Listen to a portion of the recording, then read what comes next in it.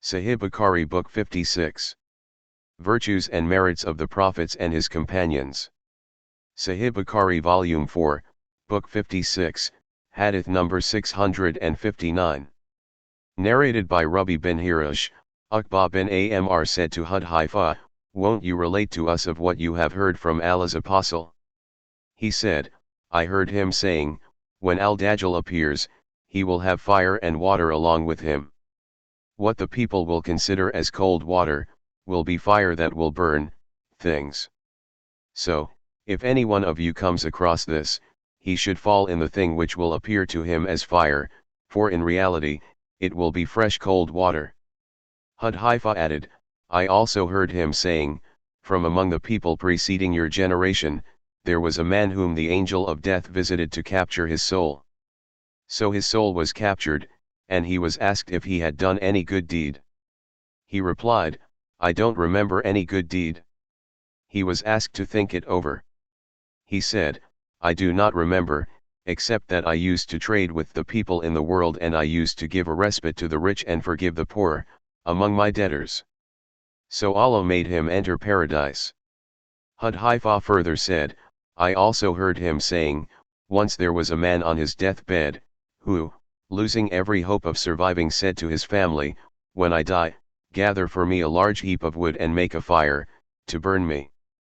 When the fire eats my meat and reaches my bones, and when the bones burn, take and crush them into powder and wait for a windy day to throw it, i.e. the powder, over the sea.' They did so, but Allah collected his particles and asked him, 'Why did you do so?' He replied, 'For fear of you.' So Allah forgave him."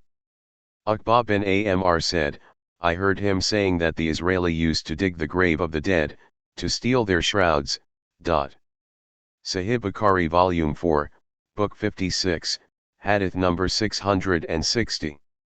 Narrated by Aisha and Ibn Abbas, on his deathbed Allah's Apostle put a sheet over his face, and when he felt hot, he would remove it from his face.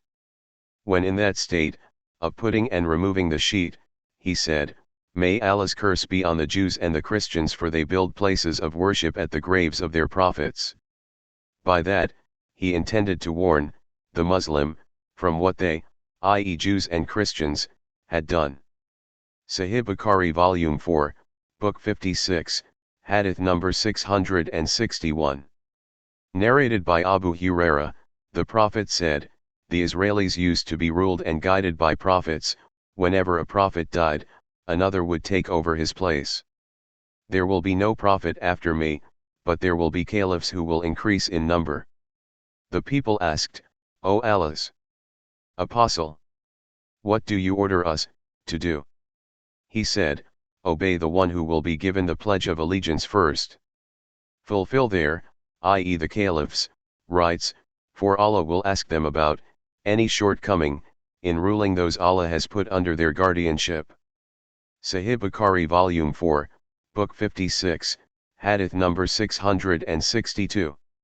Narrated by Abu said, the Prophet said, "You will follow the wrong ways of your predecessors so completely and literally that if they should go into the hole of a mastigir, you too will go there." We said, "O Allah's Apostle, do you mean the Jews and the Christians?" He replied, "Whom else?" Meaning, of course, the Jews and the Christians.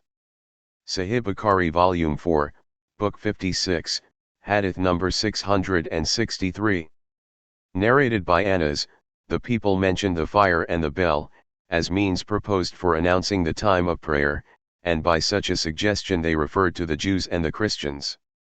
But Bilal was ordered, pronounce the words of the adhan, i.e. call for the prayer, twice and the iqama once only. Sahih Bukhari Volume 4, Book 56, Hadith number 664. Narrated by Aisha, that she used to hate that one should keep his hands on his flanks while praying. She said that the Jew used to do so.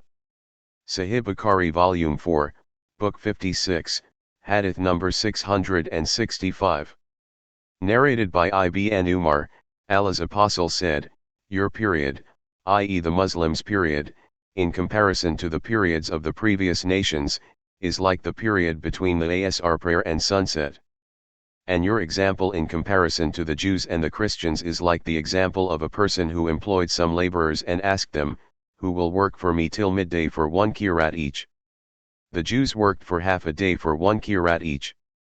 The person asked, who will do the work for me from midday to the time of the Asr prayer, for 1 qirat each?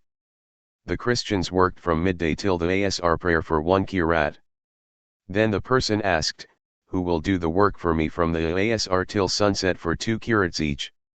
The Prophet added, it is you, i.e. Muslims, who are doing the work from the Asr till sunset, so you will have a double reward. The Jews and the Christians got angry and said, we have done more work but got less wages. Allah said, have I been unjust to you as regards your rights? They said, no. So Allah said, then it is my blessing which I bestow on whomever I like. Sahih Bukhari Volume 4, Book 56, Hadith number 666.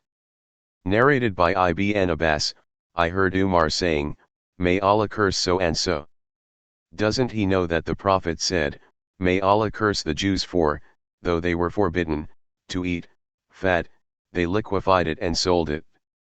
Sahih Bukhari Volume 4, Book 56, Hadith number 667. Narrated by Abdullah bin Amr, the Prophet said, convey my teachings to the people even if it were a single sentence, and tell others the stories of Bani Israel, which have been taught to you, for it is not sinful to do so. And whoever tells a lie on me intentionally, will surely take his place in the hell fire. Sahih Bukhari Volume 4, Book 56, Hadith number 668.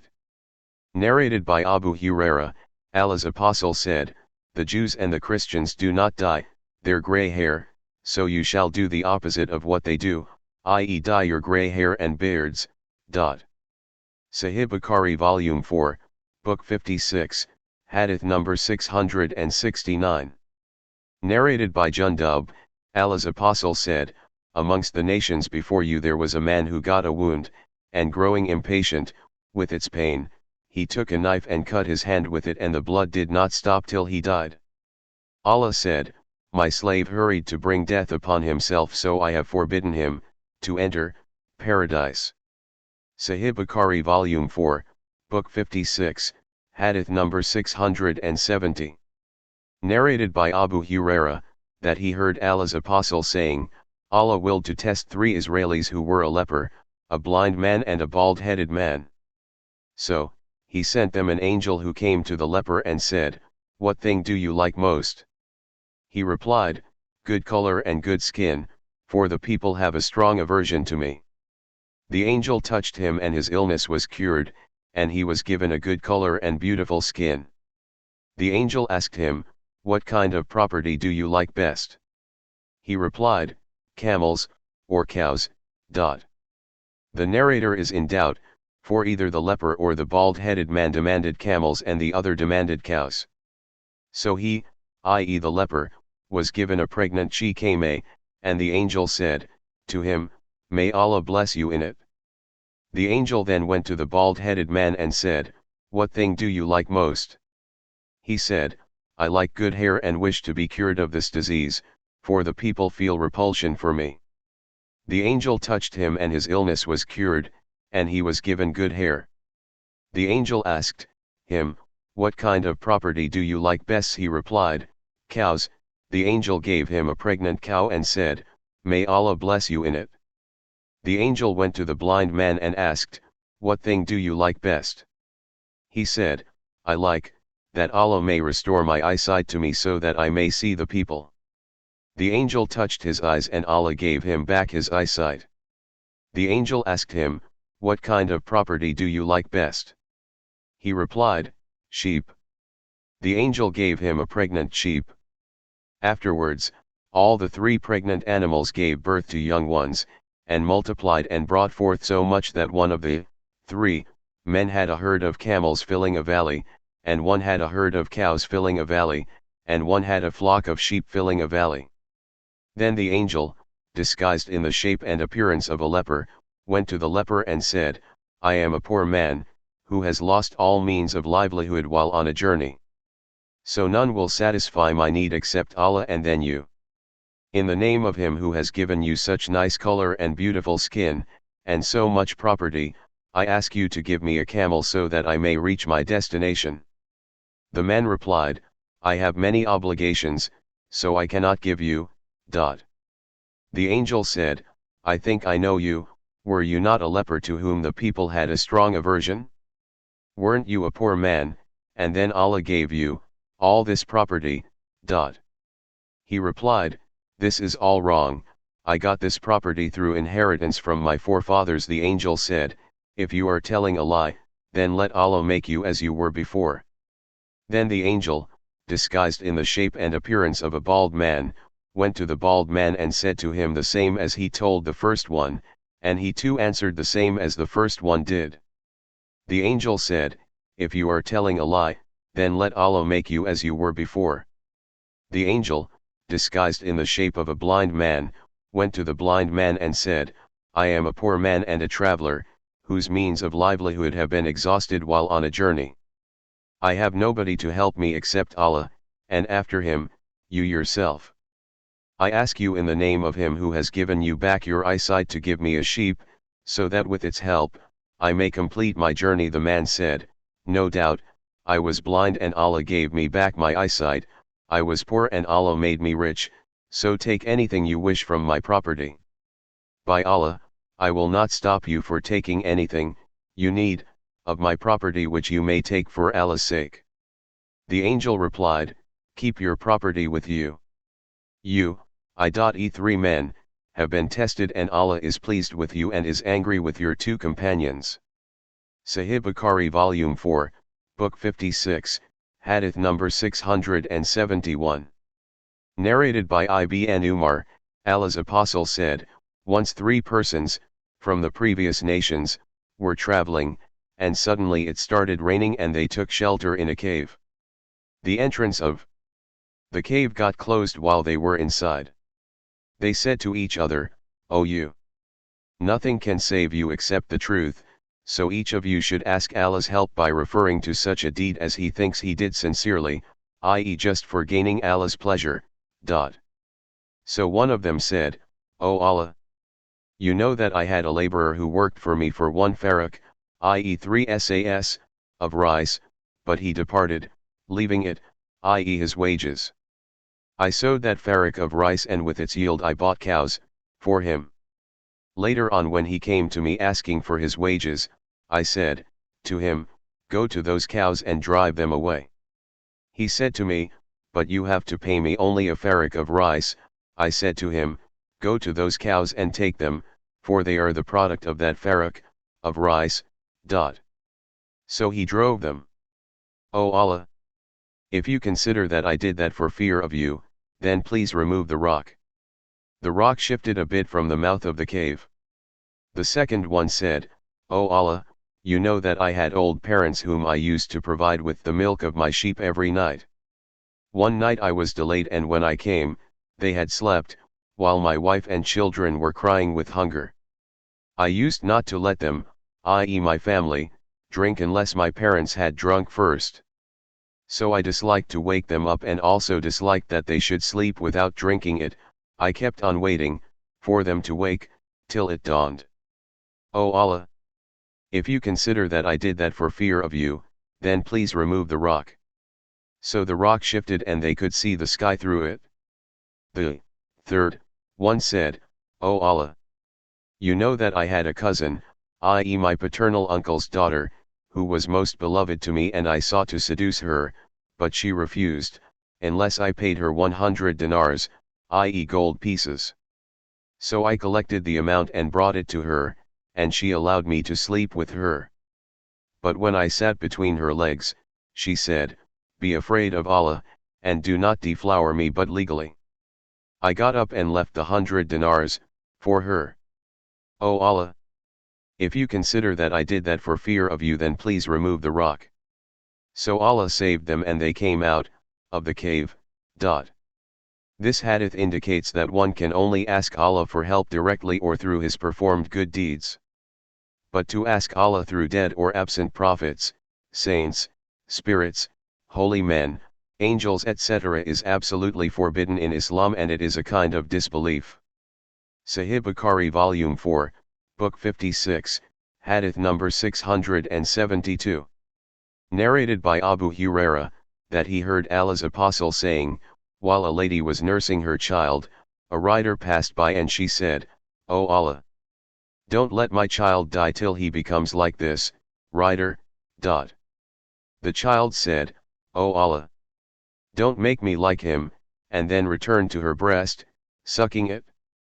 After a while, they passed by a lady who was being pulled and teased by the people. The child's mother said, "O Allah! Do not make my child like her." The child said, "O Allah! Make me like her." Then he said, "As for the rider, he is an infidel, while the lady is accused of illegal sexual intercourse, falsely, and she says, Allah is sufficient for me, he knows the truth." Sahih Bukhari Volume 4, Book 56, Hadith number 673. Narrated by Abu Huraira, the Prophet said, while a dog was going round a well and was about to die of thirst, an Israeli prostitute saw it and took off her shoe and watered it. So Allah forgave her because of that good deed. Sahih Bukhari Volume 4, Book 56, Hadith number 674. Narrated by Humayd bin Abdurrahman, that he heard Muawiyah bin Abi Sufyan talking on the pulpit in the year when he performed the Hajj. He took a tuft of hair that was in the hand of an orderly and said, "O people of Medina! Where are your learned men? I heard the Prophet forbidding such a thing as this, i.e. false hair, and he used to say, the Israelis were destroyed when their ladies practiced this habit, of using false hair to lengthen their locks." Sahih Bukhari Volume 4, Book 56, Hadith number 675. Narrated by Abu Huraira, the Prophet said, amongst the people preceding you there used to be muhaddithin, i.e. persons who can guess things that come true later on, as if those persons have been inspired by a divine power, and if there are any such persons amongst my followers, it is Umar bin al-Khattab. Sahih Bukhari Volume 4, Book 56, Hadith number 676. Narrated by Abu Sa'id al-Khudri, the Prophet said, amongst the men of Bani Israel there was a man who had murdered 99 persons. Then he set out asking, whether his repentance could be accepted or not. He came upon a monk and asked him if his repentance could be accepted. The monk replied in the negative, and so the man killed him. He kept on asking till a man advised to go to such and such village. So he left for it, but death overtook him on the way. While dying, he turned his chest towards that village, where he had hoped his repentance would be accepted, and so the angels of mercy and the angels of punishment quarreled amongst themselves regarding him. Allah ordered the village, towards which he was going, to come closer to him, and ordered the village, whence he had come, to go far away, and then he ordered the angels to measure the distances between his body and the two villages. So he was found to be one span closer to the village he was going to. So he was forgiven. Sahih Bukhari Volume 4, Book 56, Hadith number 677. Narrated by Abu Huraira, once Allah's apostle offered the morning prayer and then faced the people and said, while a man was driving a cow, he suddenly rode over it and beat it. The cow said, "We have not been created for this, but we have been created for sloughing." On that the people said astonishingly, "Glorified be Allah! A cow speaks." The Prophet said, "I believe this," and Abu Bakr and Umar too believe it, although neither of them was present there. While a person was amongst his sheep, a wolf attacked and took one of the sheep.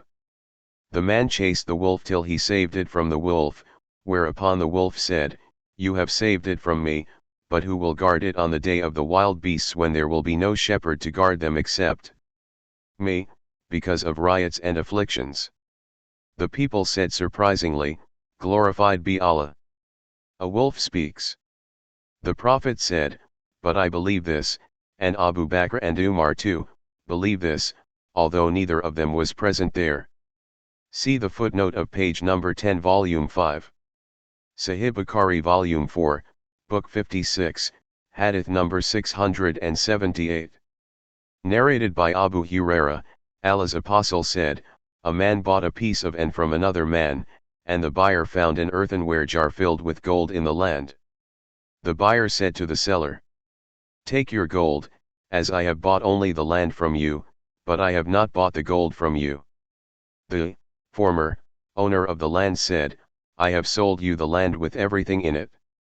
So both of them took their case before a man who asked, do you have children? One of them said, I have a boy. The other said, I have a girl. The man said, marry the girl to the boy and spend the money on both of them and give the rest of it in charity. Sahih Bukhari volume 4, book 56, hadith number 679. Narrated by Usama bin Zayd, Allah's apostle said, plague was a means of torture sent on a group of Israelis, or on some people before you. So if you hear of its spread in a land, don't approach it, and if a plague should appear in a land where you are present, then don't leave that land in order to run away from it, i.e. plague. Sahih Bukhari volume 4, book 56, hadith number 680. Narrated by Aisha, the wife of the Prophet, I asked Allah's apostle about the plague. He told me that it was a punishment sent by Allah on whom he wished, and Allah made it a source of mercy for the believers, for if one in the time of an epidemic plague stays in his country patiently hoping for Allah's reward and believing that nothing will befall him except what Allah has written for him, he will get the reward of a martyr. Sahih Bukhari volume 4, book 56, hadith number 681. Narrated by Aisha, the people of Quraysh worried about the lady from Bani Makhzum who had committed theft. They asked, who will intercede for her with Allah's apostle? Some said, no one dare to do so except Usama bin Zayd, the beloved one to Allah's apostle. When Usama spoke about that to Allah's apostle said, to him, do you try to intercede for somebody in a case connected with Allah's prescribed punishments?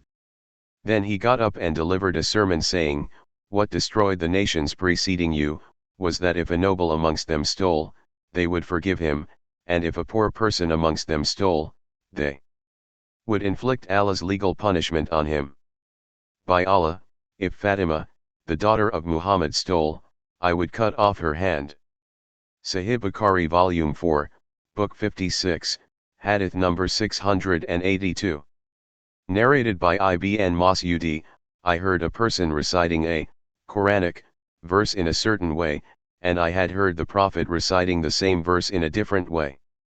So I took him to the Prophet and informed him of that, but I noticed the sign of disapproval on his face, and then he said, both of you are correct, so don't differ, for the nations before you differed, so they were destroyed.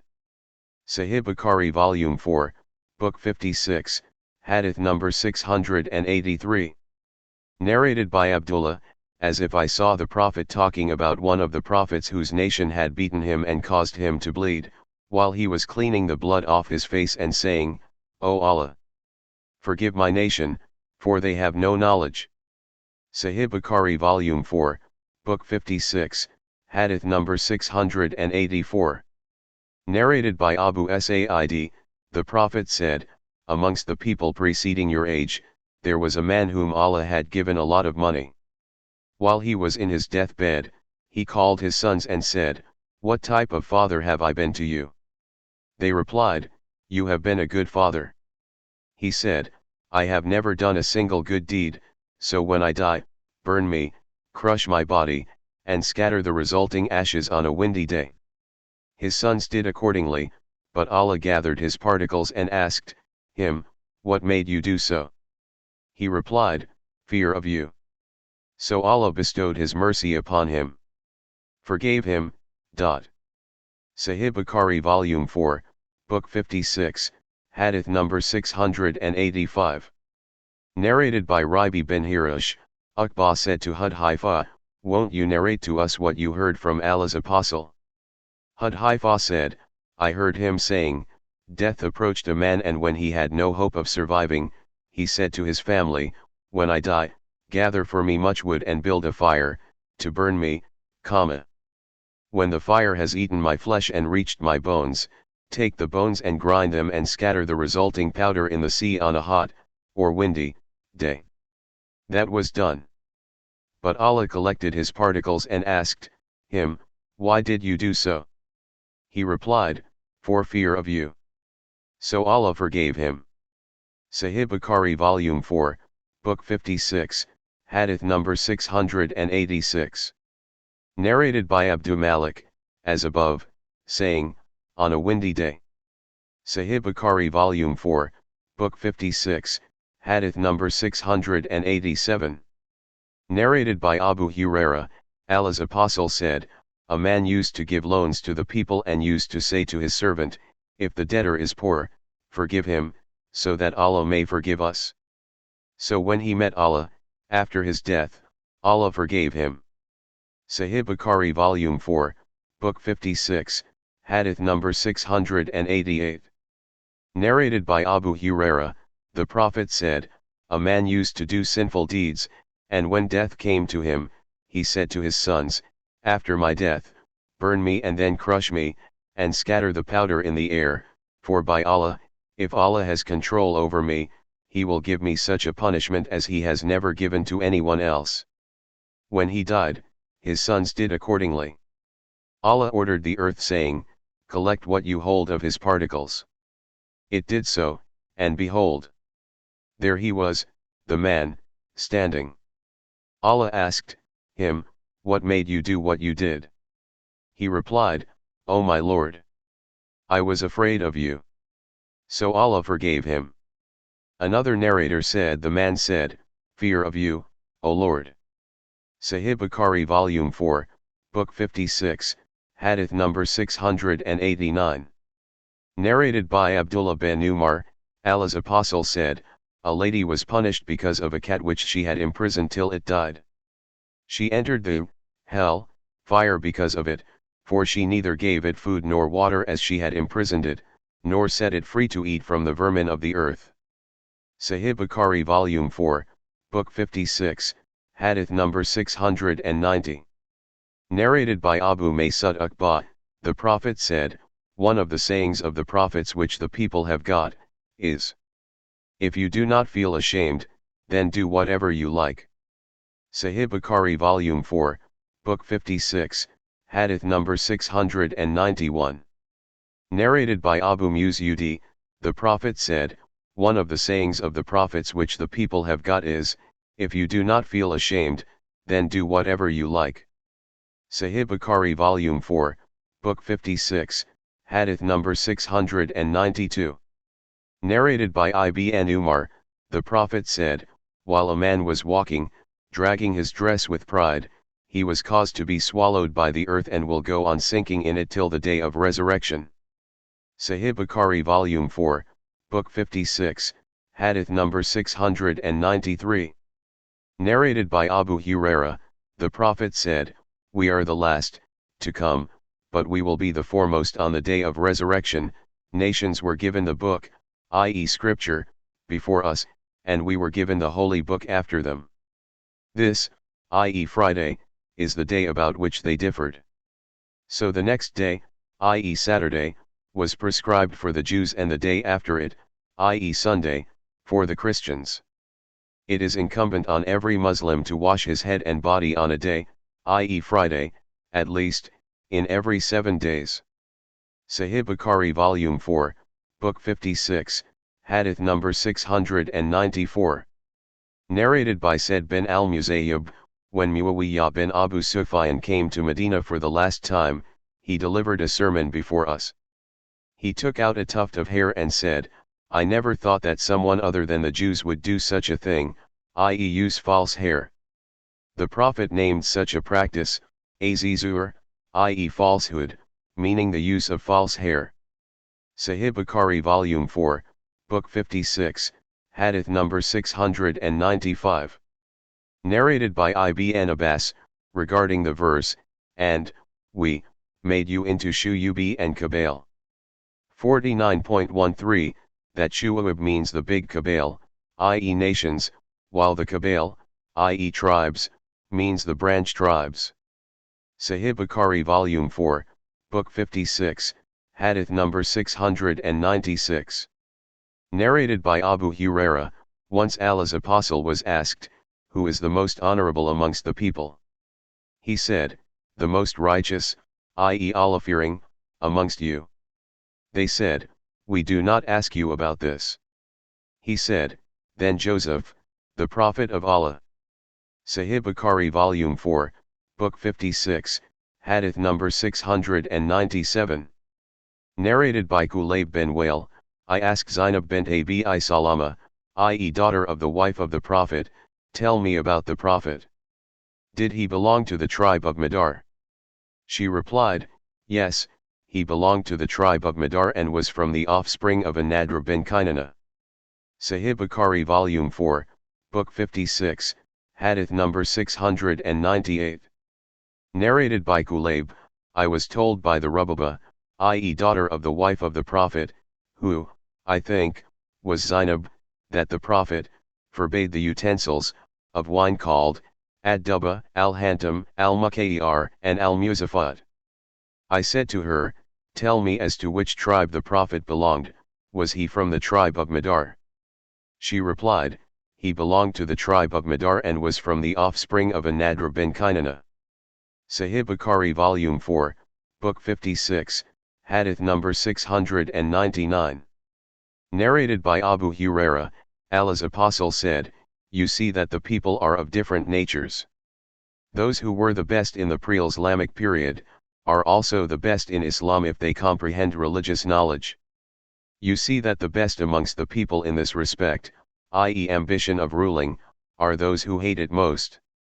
And you see that the worst among people is the double-faced person, who appears to these with one face and to the others with another face, i.e. a hypocrite.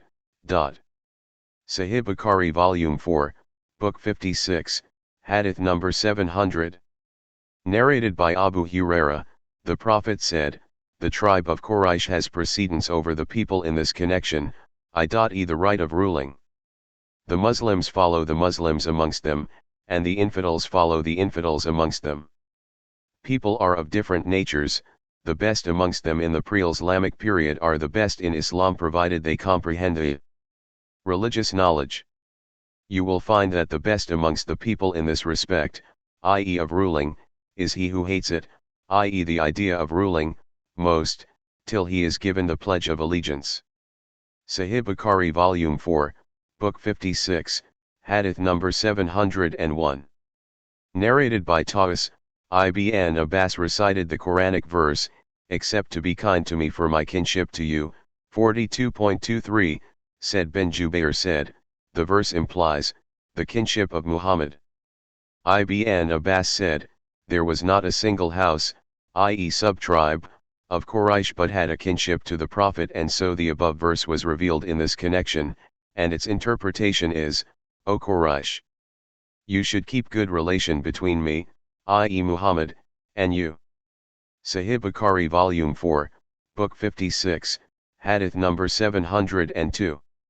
Narrated by Abi Mas'udi, the Prophet said, "From this side from the east, afflictions will appear. Rudeness and lack of mercy are characteristics of the rural Bedouins who are busy with their camels and cows, and pay no attention to religion. Such are the tribes of Rabi'a and Madar." Sahih Bukhari Volume 4, Book 56, Hadith number 703. Narrated by Abu Huraira, I heard Allah's apostle saying, "Pride and arrogance are characteristics of the rural Bedouins while calmness is found among the owners of sheep. Belief is Yemenite, and wisdom is also Yemenite, i.e. the Yemenites are well known for their true belief and wisdom." Abu Abdullah, al-Bukhari, said, "Yemen was called so because it is situated to the right of the Kaaba, and Sham was called so because it is situated to the left of the Kaaba." Sahih Bukhari Volume 4, Book 56, Hadith number 704. Narrated by Muhammad bin Jubayr bin Mut'im, that while he was with a delegation from Quraysh to Muawiyah, the latter heard the news that Abdullah bin Amr bin Alay said that there would be a king from the tribe of Cotton. On that Muawiyah became angry, got up and then praised Allah as he deserved, and said, "Now then, I have heard that some men amongst you narrate things which are neither in the Holy Book, nor have been told by Allah's Apostle. Those men are the ignorant amongst you. Beware of such hopes as make the people go astray, for I heard Allah's Apostle saying, authority of ruling will remain with Quraysh, and whoever bears hostility to them, Allah will destroy him as long as they abide by the laws of the religion." Sahih Bukhari Volume 4, Book 56, Hadith number 705.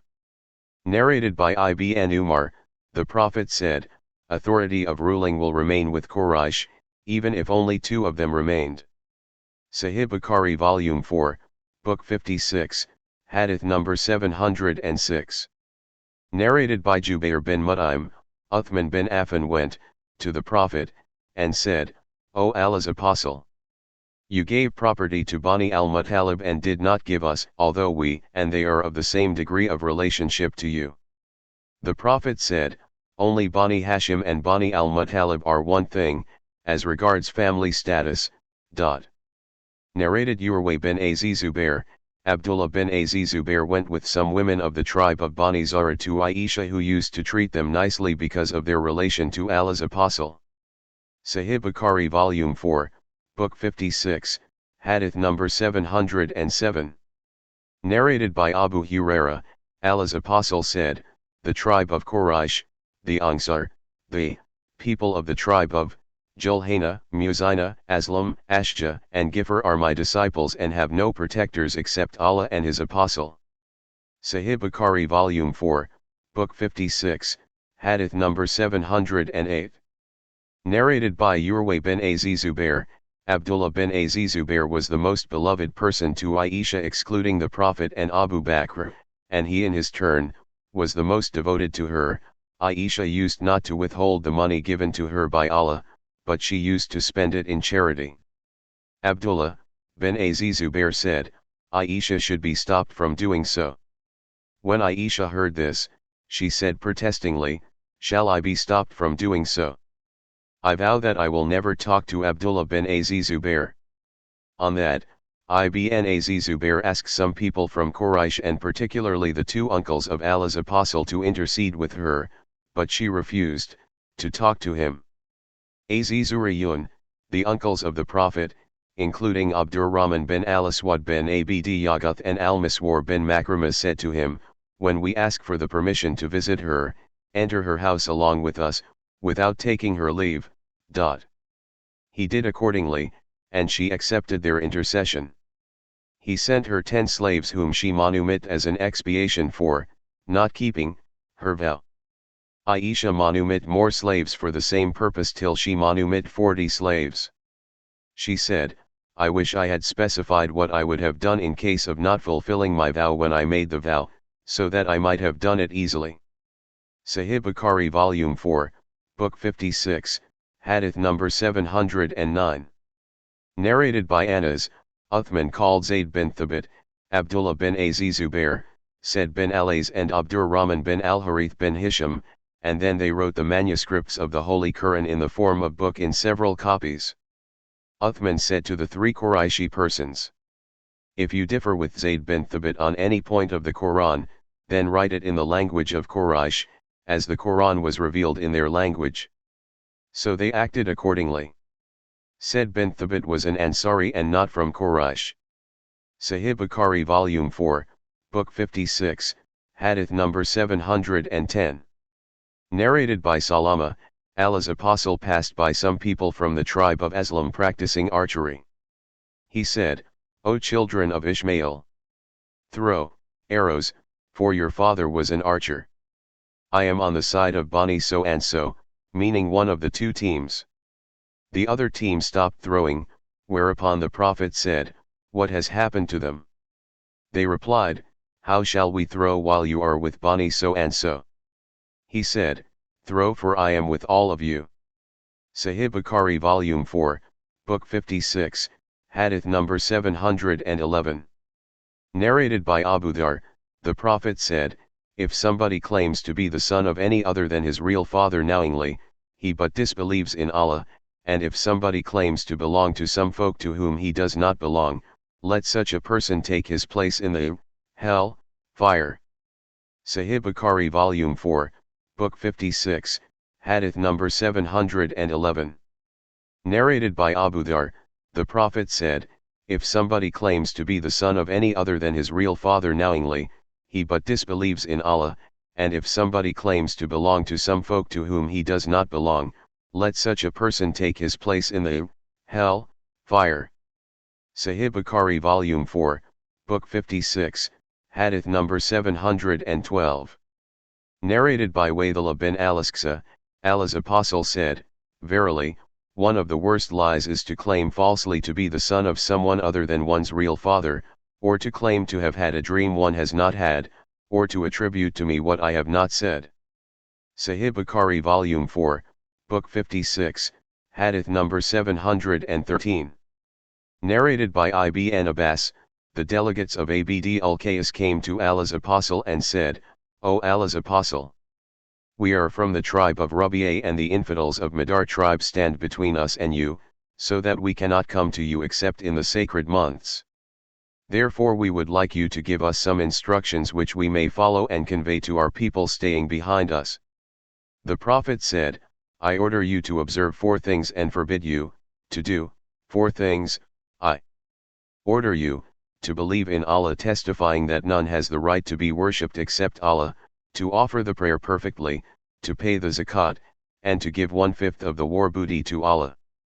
And I forbid you to use ad-duba, al-hantam, and nacheir, and al-muzafat. These are names of utensils in which alcoholic drinks were served. Sahih Bukhari Volume 4, Book 56, Hadith number 714. Narrated by Abdullah bin Umar, I heard Allah's Apostle on the pulpit saying, verily, afflictions will start from here, pointing towards the east, whence the side of the head of Satan comes out. Sahih Bukhari Volume 4, Book 56, Hadith number 715. Narrated by Abu Huraira, the Prophet said, the tribes of Quraysh, Al-Ансар, Juhana, Muzayna, Aslam, Ghifr and Ashja are my helpers, and they have no protector, i.e. master, except Allah and His Apostle. Sahih Bukhari Volume 4, Book 56, Hadith number 716. Narrated by Abdullah bin Umar, while Allah's Apostle was on the pulpit, he said, may Allah give the tribe of Ghifr, and may Allah save the tribe of Aslam. The tribe of Yusya have disobeyed Allah and His Apostle. Sahih Bukhari Volume 4, Book 56, Hadith number 717. Narrated by Abu Huraira, the Prophet said, may Allah save the tribe of Aslam, and may Allah forgive the tribe of Ghifr. Sahih Bukhari Volume 4, Book 56, Hadith number 718. Narrated by Abu Bakr, the Prophet said, do you think that the tribes of Juhana, Muzayna, Aslam, and Ghifr are better than the tribes of Bani Tamim, Bani Asad, Bam Abdullah bin Ghatafan and Bani Amir bin Saysat? A man said, they were unsuccessful and losers. The Prophet added, yes, they are better than the tribes of Bani Tamim, Bani Asad, Bani Abdullah bin Ghatafan and Bani Amir bin Saysat. Sahih Bukhari Volume 4, Book 56, Hadith number 719. Narrated by Abu Bakr, Al-Aqra bin Habas said to the Prophet, nobody gave you the pledge of allegiance but the robbers of the pilgrims, i.e. those who used to rob the pilgrims, from the tribes of Aslam, Ghifr, Muzayna. Ibn Abi Yaqub is in doubt whether Al-Aqra added, and Juhana. The Prophet said, don't you think that the tribes of Aslam, Ghifr, Muzayna, and also perhaps, Juhana are better than the tribes of Bani Tamim, Bani Amir, Asad, and Ghatafan? Somebody said, they were unsuccessful and losers. The Prophet said, yes, by him in whose hands my life is, they, i.e. the former, are better than they, i.e. the latter. Abu Huraira said, the Prophet said, the people of Bani Aslam, Ghifr, and some people of Muzayna, or some people of Juhana or Muzayna, are better in Allah's sight, or on the day of resurrection, then the tribes of Asad, Tamim, Hawazin, and Ghatafan. Sahih Bukhari Volume 4, Book 56, Hadith number 720. Narrated by Jabir, we were in the company of the Prophet in a ghazwa. A large number of emigrants joined him, and among the emigrants there was a person who used to play jokes, or play with spears, so he, jokingly, stroked an Ansari man on the hip. The Ansari got so angry that both of them called their people. The Ansari said, "Help, O Ansar." And the emigrant said, "Help, O emigrants." The Prophet came out and said, "What is wrong with the people, as they are calling this call of the period of ignorance?" Then he said, "What is the matter with them?" So he was told about the stroke of the emigrant to the Ansari. The Prophet said, "Stop this, i.e. appeal for help, for it is an evil call." Abdullah bin Ubay bin Salul, a hypocrite, said, "The emigrants have called and gathered against us, so when we return to Medina, surely, the more honorable people will expel therefrom the meaner." Upon that Umar said, "O Allah's Prophet, shall we not kill this evil person, i.e. Abdullah bin Ubay bin Salul?" The Prophet said, "No, lest the people should say that Muhammad used to kill his companions." Sahih Bukhari Volume 4, Book 56, Hadith number 721. Narrated by Abdullah bin Mas'udi, the Prophet said, "Whoever slaps his face or tears the bosom of his dress, or calls the calls of the period of ignorance, is not from us." Sahih Bukhari Volume 4, Book 56, Hadith number 722. Narrated by Abu Huraira, Allah's Apostle said, Amr bin Luhay bin Qama bin Kindaf was the father of Huzay. Sahih Bukhari Volume 4, Book 56, Hadith number 723. Narrated by Said bin al-Musayyib, al-Ba'ira was an animal whose milk was spared for the idols and other deities, and so nobody was allowed to milk it. As-Siba was an animal which they, i.e. infidels, used to set free in the names of their gods so that it would not be used for carrying anything.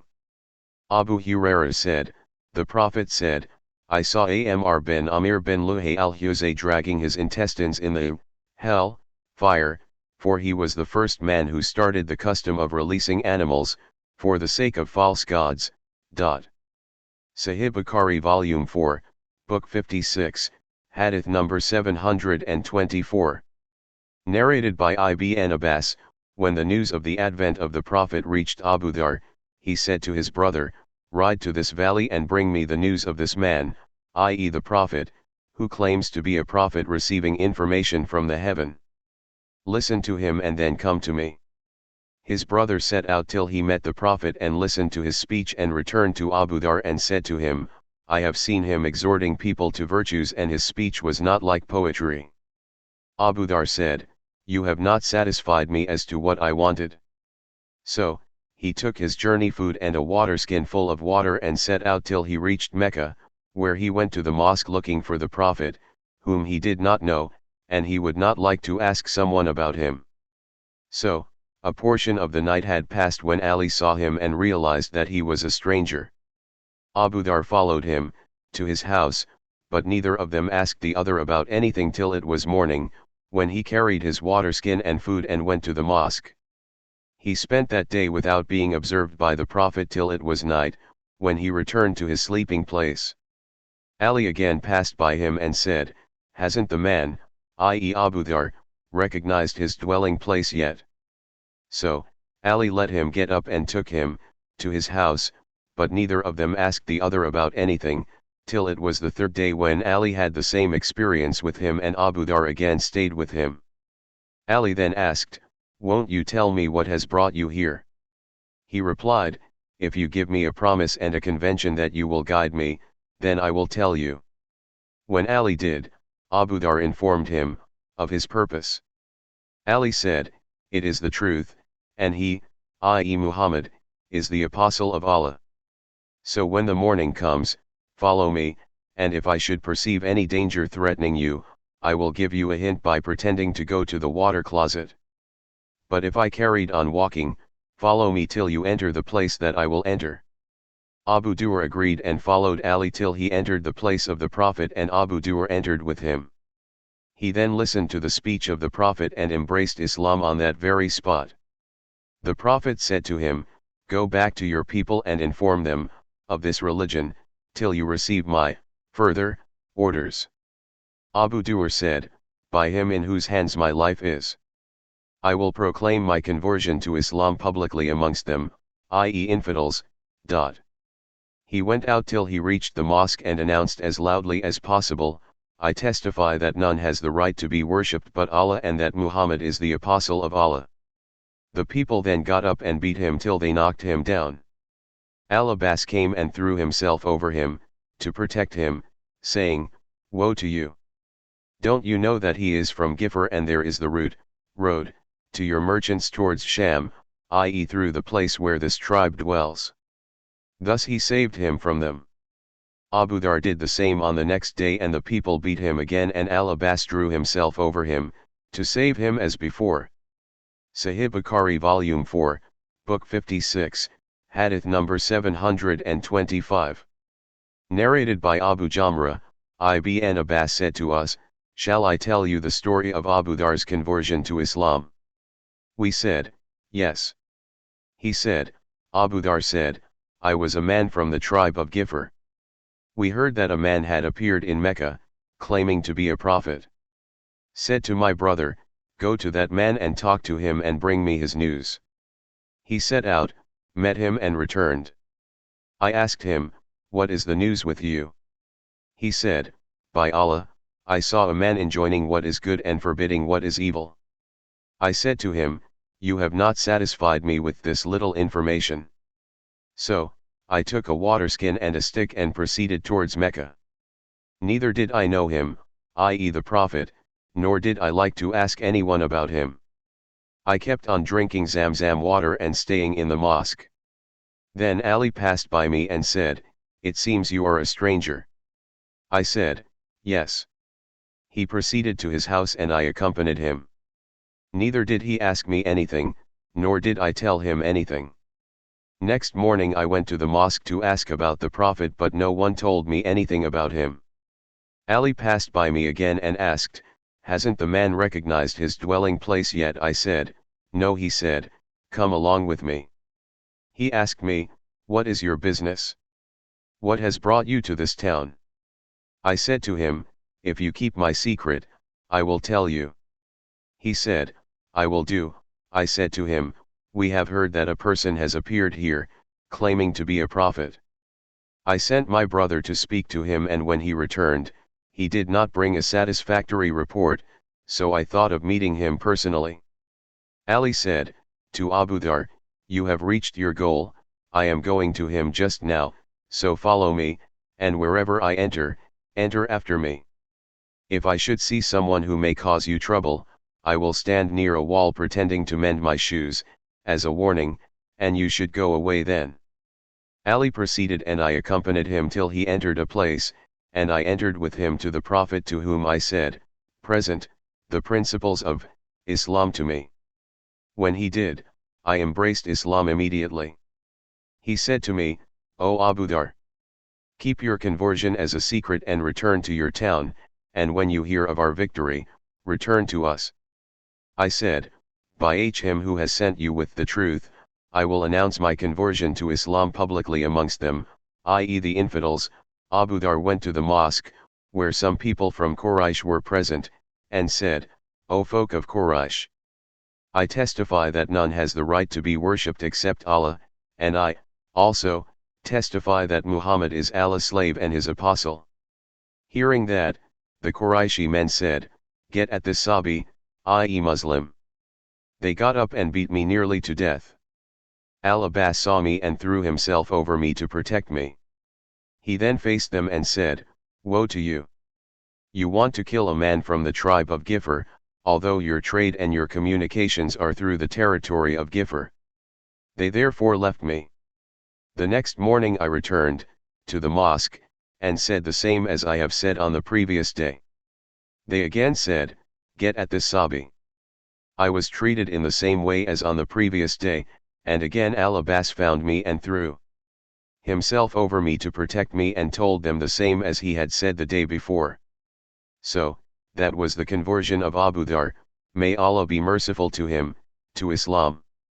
Sahih Bukhari Volume 4, Book 56, Hadith number 726. Narrated by Ibn Abbas. If you wish to know about the ignorance of the Arabs, refer to Surat Al-An'am after verse number 130. Indeed, lost are those who have killed their children from folly without knowledge and have forbidden that which Allah has provided for them, inventing a lie against Allah. They have indeed gone astray and were not guided. 6.14. Sahih Bukhari Volume 4, Book 56, Hadith number 727. Narrated by Ibn Abbas, when the verse, "And warn your tribe of near kindred," 26.214, was revealed, the Prophet started calling the Arab tribes, O Bani Fair, O Bani Adi, mentioning first the various branch tribes of Quraysh. Narrated Ibn Abbas, when the verse, "And warn your tribe of near kindred," 26.214, was revealed, the Prophet started calling every tribe by its name. Sahih Bukhari Volume 4, Book 56, Hadith number 728. Narrated by Abu Hurairah, the Prophet said, O Bani Abd Manaf, buy yourselves from Allah, O Bani Abdul Muttalib. Buy yourselves from Allah, O mother of Aziz Zubair bin Al-Awwam, the aunt of Allah's apostle, and O Fatima bint Muhammad. Buy yourselves from Allah, for I cannot defend you before Allah. You, both, can ask me from my property as much as you like. Sahih Bukhari Volume 4, Book 56, Hadith number 729. Narrated by Anas, the Prophet sent for the Ангիր, and when they came, he asked, Is there any stranger amongst you? They said, No, except the son of our sister. Allah's apostle said, The son of the sister of some people belongs to them. Sahih Bukhari Volume 4, Book 56, Hadith number 730.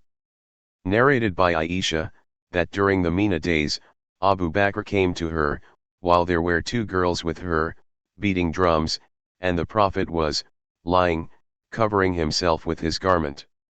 Abu Bakr rebuked the two girls, but the Prophet uncovered his face and said, O Abu Bakr, leave them, for these are the days of Eid, festival.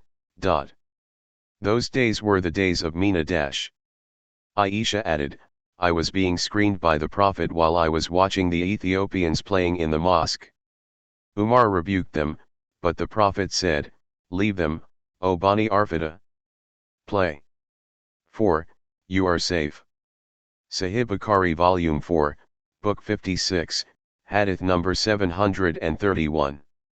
Narrated by Aisha, once Hassan bin Thabit asked the permission of the Prophet to lampoon, i.e. compose satirical poetry defaming the infidels.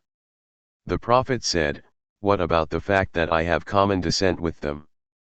Hassan replied, I shall take you out of them as a hair is taken out of dough. Narrated your way, I started abusing Hassan in front of Aisha, whereupon she said, Don't abuse him, for he used to defend the Prophet with his poetry.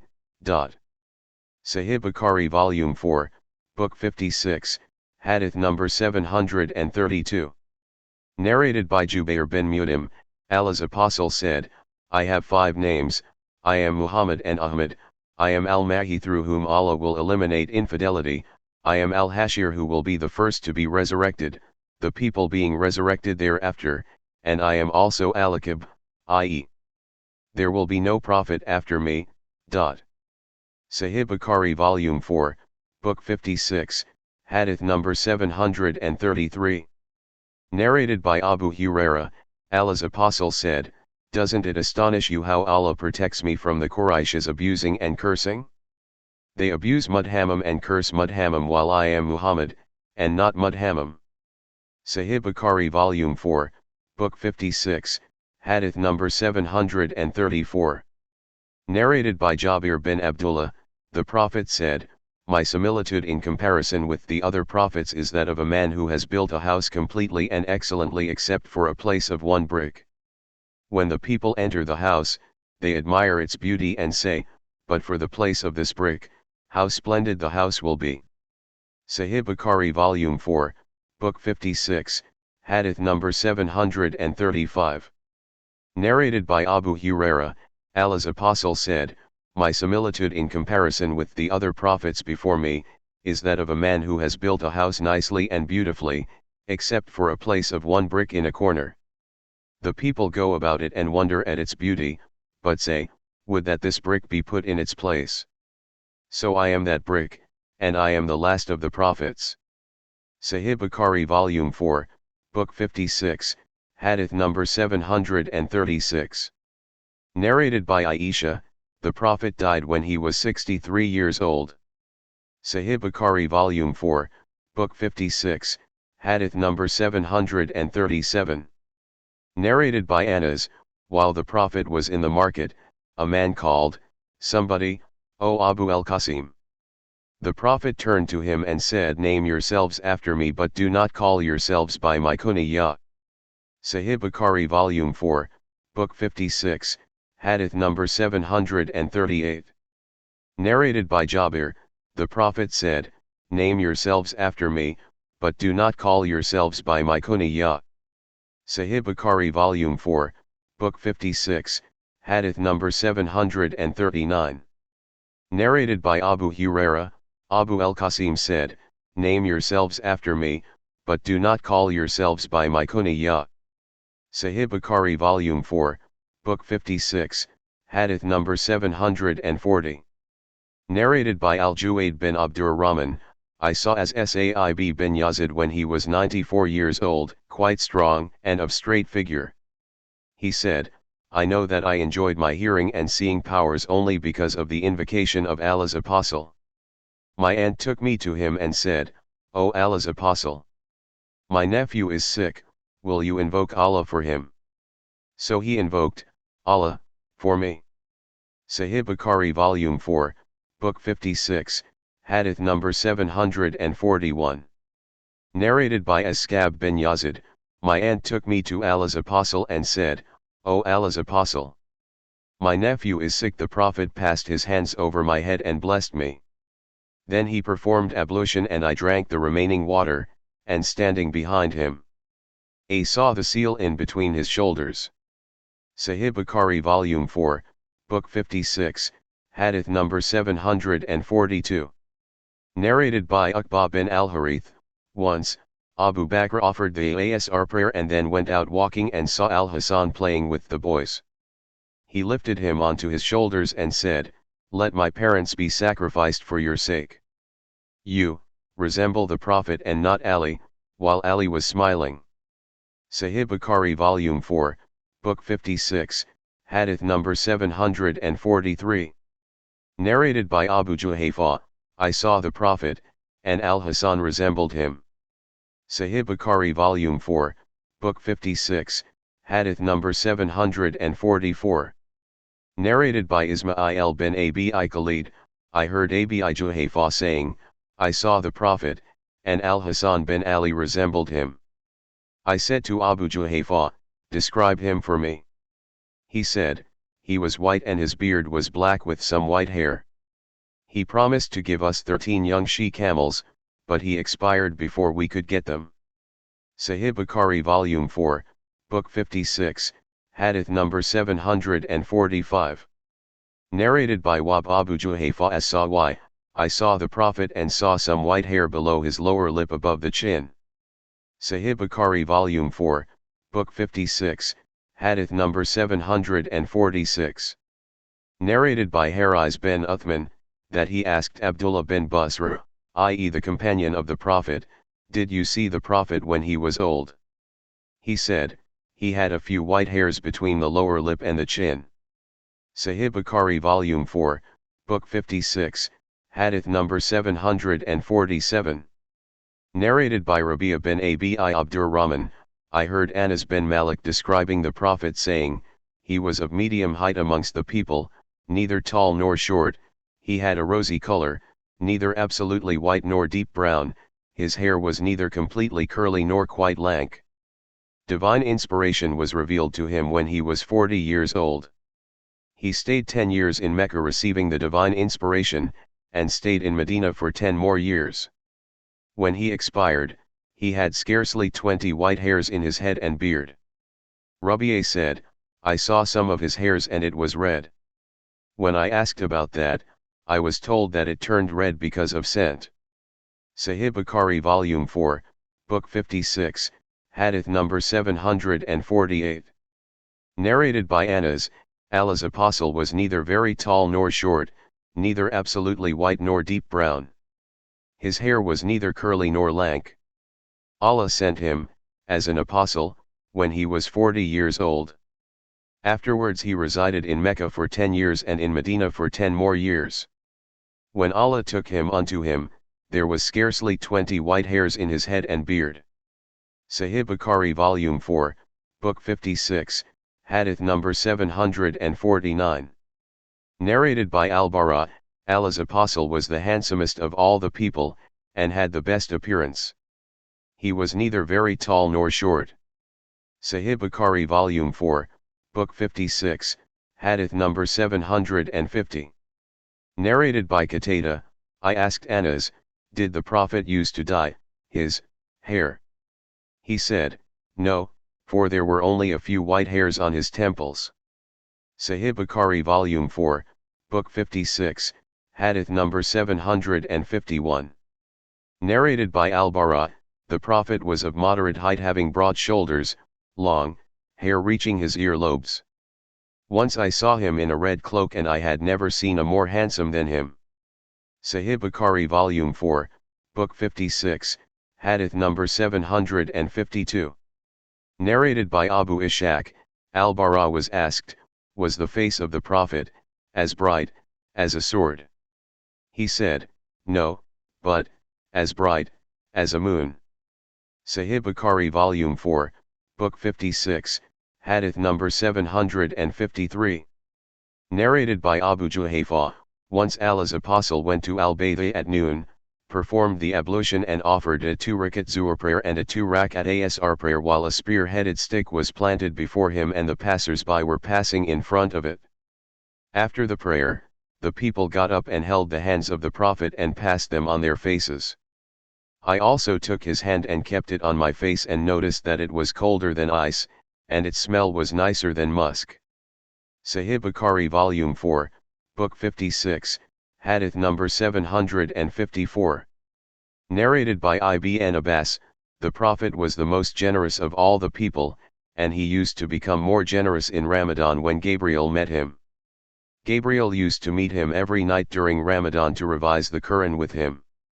Allah's apostle then used to be more generous than the fast wind. Sahih Bukhari Volume 4, Book 56, Hadith number 755. Narrated by Aisha, that Allah's apostle came to her in a happy mood with his features glittering with joy, and said, have you not heard what the Caliph has said about Zayd and Usama? He saw their feet and remarked, these belong to each other, i.e., they are father and son. Sahih Bukhari Volume 4, Book 56, Hadith number 756. Narrated by Abdullah bin Kabi, I heard Kabi bin Malik talking after his failure to join the Ghazwa of Tabuk. He said, when I greeted Allah's apostle whose face was glittering with happiness, for whenever Allah's apostle was happy, his face used to glitter, as if it was a piece of the moon, and we used to recognize it, i.e. his happiness, from his face. Sahih Bukhari Volume 4, Book 56, Hadith number 757. Narrated by Abu Huraira, Allah's apostle said, I have been sent, as an apostle, in the best of all the generations of Adam's offspring since their creation. Sahih Bukhari Volume 4, Book 56, Hadith number 758. Narrated by Ibn Abbas, Allah's apostle used to let his hair hang down while the infidels used to part their hair. The people of the scriptures were used to letting their hair hang down, and Allah's apostle liked to follow the people of the scriptures in the matters about which he was not instructed otherwise. Then Allah's apostle parted his hair. Sahih Bukhari Volume 4, Book 56, Hadith number 759. Narrated by Abdullah bin Amr, the Prophet never used bad language, neither a fahish nor a mutafahish. He used to say, the best amongst you are those who have the best manners and character. See Hadith number 56, b. Volume 8. Sahih Bukhari Volume 4, Book 56, Hadith number 760. Narrated by Aisha, whenever Allah's Apostle was given the choice of one of two matters, he would choose the easier of the two, as long as it was not sinful to do so, but if it was sinful to do so, he would not approach it. Allah's Apostle never took revenge over anybody for his own sake, but he did only when Allah's legal bindings were outraged, in which case he would take revenge for Allah's sake. Sahih Bukhari Volume 4, Book 56, Hadith number 761. Narrated by Anas, I have never touched silk or dibah, i.e. thick silk, softer than the palm of the Prophet, nor have I smelt a perfume nicer than the sweat of the Prophet. Sahih Bukhari Volume 4, Book 56, Hadith number 762. Narrated by Abu Sa'id al-Khudri, the Prophet was shyer than a vain virgin girl. Sahih Bukhari Volume 4, Book 56, Hadith number 763. Narrated by Shuba, a similar hadith, i.e. number 762, with this addition, and if he, i.e. the Prophet, disliked something, the sign of aversion would appear on his face. Sahih Bukhari Volume 4, Book 56, Hadith number 764. Narrated by Abu Huraira, the Prophet never criticized any food presented him, but he would eat it if he liked it, otherwise, he would leave it, without expressing his dislike. Sahih Bukhari Volume 4, Book 56, Hadith number 765. Narrated by Abdullah bin Malik bin Bu'ayna al-Asti, when the Prophet prostrated, he used to keep his arms so widely apart that we used to see his armpits. The sub-narrator, Ibn Bukhair, said, the whiteness of his armpits. Sahih Bukhari Volume 4, Book 56, Hadith number 766. Narrated by Anas, Allah's Apostle did not use to raise his hands in his invocations except in the istisqa, i.e. invoking Allah for the rain, in which he used to raise his hands so high that one could see the whiteness of his armpits. Note, it may be that Anas did not see the Prophet as raising his hands, but it has been narrated that the Prophet as used to raise his hands for invocations other than istisqa. See Hadith number 612 Volume 5. And Hadith number 807 and 808 Vol 2. Sahih Bukhari Volume 4, Book 56, Hadith number 767. Narrated by Abu Juhayfa, by chance I went to the Prophet at noon while he was at Al-Abta, resting in a tent. Bilal came out of the tent, and pronounced the adhan for the prayer, and entering again, he brought out the water which was left after Allah's Apostle had performed the ablution. The people rushed to take some of the water. Bilal again went in and brought out a spear-headed stick, and then Allah's Apostle came out. As if I were now looking at the whiteness of his leg. Bilal fixed the stick, and the Prophet offered a 2-rakat zuhr prayer and a 2-rakat asr prayer, while women and donkeys were passing in front of the Prophet, beyond the stick. Sahih Bukhari Volume 4, Book 56, Hadith number 768. Narrated by Aisha, the Prophet used to talk so clearly that if somebody wanted to count the number of his words, he could do so. Narrated Urwa bin Zubair, Aisha said, to me, don't you wonder at Abu so-and-so who came and sat by my dwelling and started relating the traditions of Allah's Apostle, intending to let me hear that, while I was performing an optional prayer. He left before I finished my optional prayer. Had I found him still there, I would have said to him, Allah's Apostle never talked so quickly and vaguely as you do. Sahih Bukhari Volume 4, Book 56, Hadith number 769. Narrated by Abu Salama bin Abdurrahman, that he asked Aisha how was the prayer of Allah's Apostle in the month of Ramadan. She replied, he used not to pray more than 11 rakat whether in Ramadan or in any other month. He used to offer 4 rakat, let alone their beauty and length, and then 4 rakat, let alone their beauty and length. Afterwards he would offer 3 rakat. I said, O Allah's Apostle, do you go to bed before offering the witr prayer? He said, my eyes sleep, but my heart does not sleep. Sahih Bukhari Volume 4, Book 56, Hadith number 770. Narrated by Sharik bin Abdullah bin Abi Namr, I heard Anas bin Malik telling us about the night when the Prophet was made to travel from the Kaaba mosque. 3 persons, i.e. angels, came to the Prophet before he was divinely inspired was an asposal, while he was sleeping in al-Masjid al-Haram. The first, of the 3 angels, said, which of them is he? The second said, he is the best of them. That was all that happened then, and he did not see them till they came at another night and he perceived their presence with his heart, for the eyes of the Prophet were closed when he was asleep, but his heart was not asleep, not unconscious. This is characteristic of all the prophets, their eyes sleep but their hearts do not sleep. Then Gabriel took charge of the Prophet and ascended along with him to the heaven.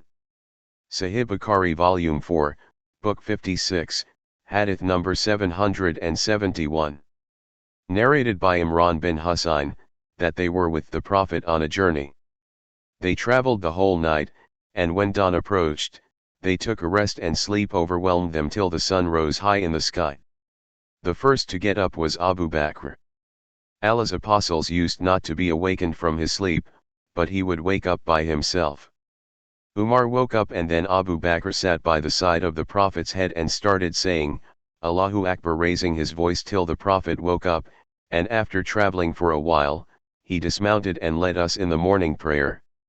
A man amongst the people failed to join us in the prayer. When the Prophet had finished the prayer, he asked the man, O so and so, what prevented you from offering the prayer with us? He replied, I am Junub. Allah's apostle ordered him to perform tayammum with clean earth. The man then offered the prayer. Allah's apostle ordered me and a few others to go ahead of him. We had become very thirsty. While we were on our way, looking for water, we came across a lady, riding an animal, hanging her legs between 2 water skins. We asked her, where can we get water? She replied, oh, there is no water. We asked, how far is your house from the water? She replied, a distance of a day and a night travel. We said, come on to Allah's apostle. She asked, what is Allah's apostle? So we brought her to Allah's apostle against her will, and she told him what she had told us before and added that she was the mother of orphans.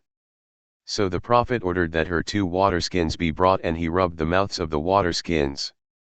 As we were thirsty, we drank till we quenched our thirst and we were 40 men. We also filled all our water skins and other utensils with water, but we did not water the camels. The water skin was so full that it was almost about to burst. The Prophet then said, bring what food stuff you have. So some dates and pieces of bread were collected for the lady, and when she went to her people, she said, I have met either the greatest magician or a prophet as the people claim. So Allah guided the people of that village through that lady. She embraced Islam and they all embraced Islam. Sahih Bukhari Volume 4, Book 56, Hadith number 772. Narrated by Anas, a bowl of water was brought to the Prophet while he was at Zara. He placed his hand in it and the water started flowing among his fingers. All the people performed ablution with that water. Qatada asked Anas, how many people were you? Anas replied, 300 or nearly 300. Sahih Bukhari Volume 4, Book 56, Hadith number 773. Narrated by Anas bin Malik, I saw Allah's apostle at the time when the Asr prayer was due. Then the people were searching for water for ablution but they could not find any. Then some water was brought to Allah's apostle and he placed his hand in the pot and ordered the people to perform the ablution with the water. I saw water flowing from underneath his fingers and the people started performing the ablution till all of them did it. Sahih Bukhari Volume 4, Book 56, Hadith number 774. Narrated by Anas bin Malik, the Prophet went out on one of his journeys with some of his companions. They went on walking till the time of the prayer became due. They could not find water to perform the ablution. One of them went away and brought a little amount of water in a pot. The Prophet took it and performed the ablution, and then stretched his 4 fingers onto the pot and said, to the people, "Get up to perform the ablution." They started performing the ablution till all of them did it, and they were 70 or so persons. Sahih Bukhari Volume 4, Book 56, Hadith number 775.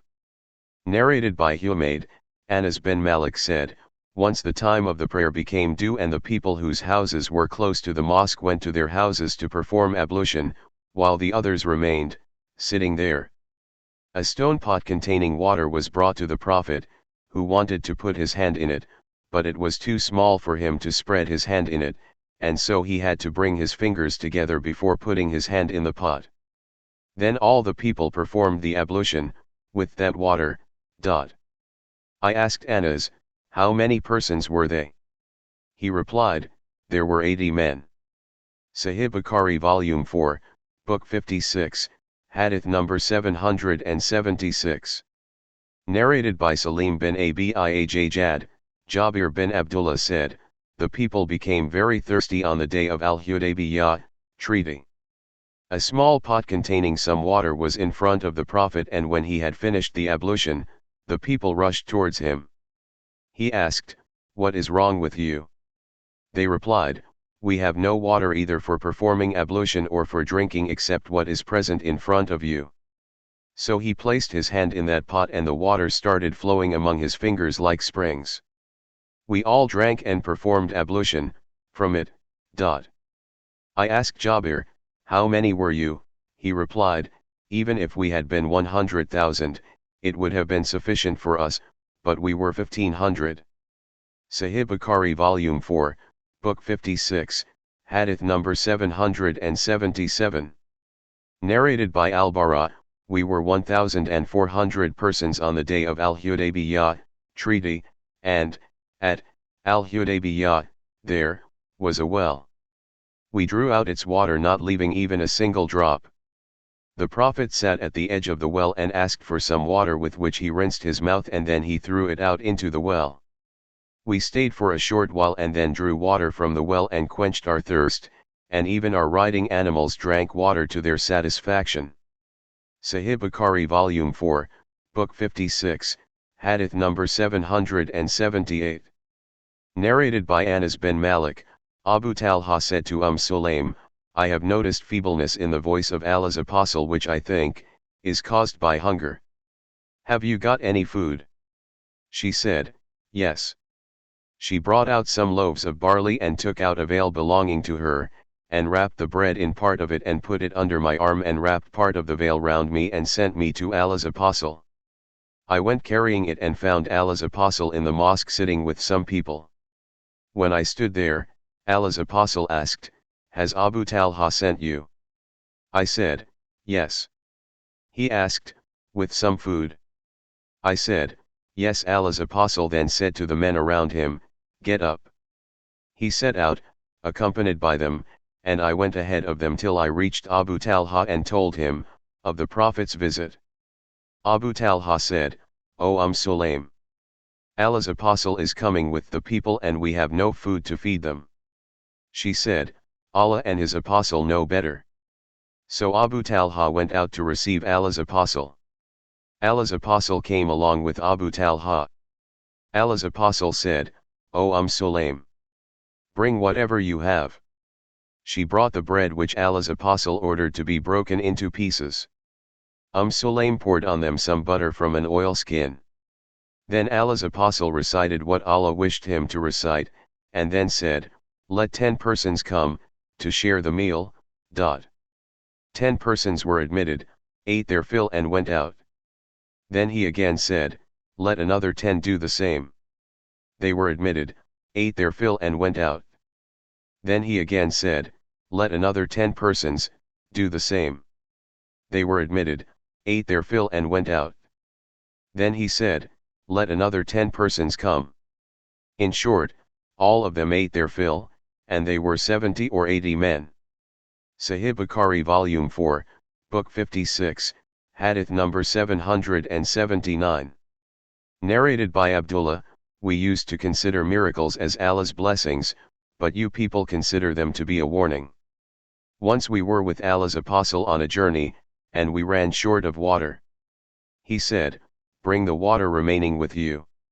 The people brought a utensil containing a little water. He placed his hand in it and said, come to the blessed water, and the blessing is from Allah. I saw the water flowing from among the fingers of Allah's apostle, and no doubt, we heard the meal glorifying Allah, when it was being eaten, by him. Sahih Bukhari Volume 4, Book 56, Hadith number 780.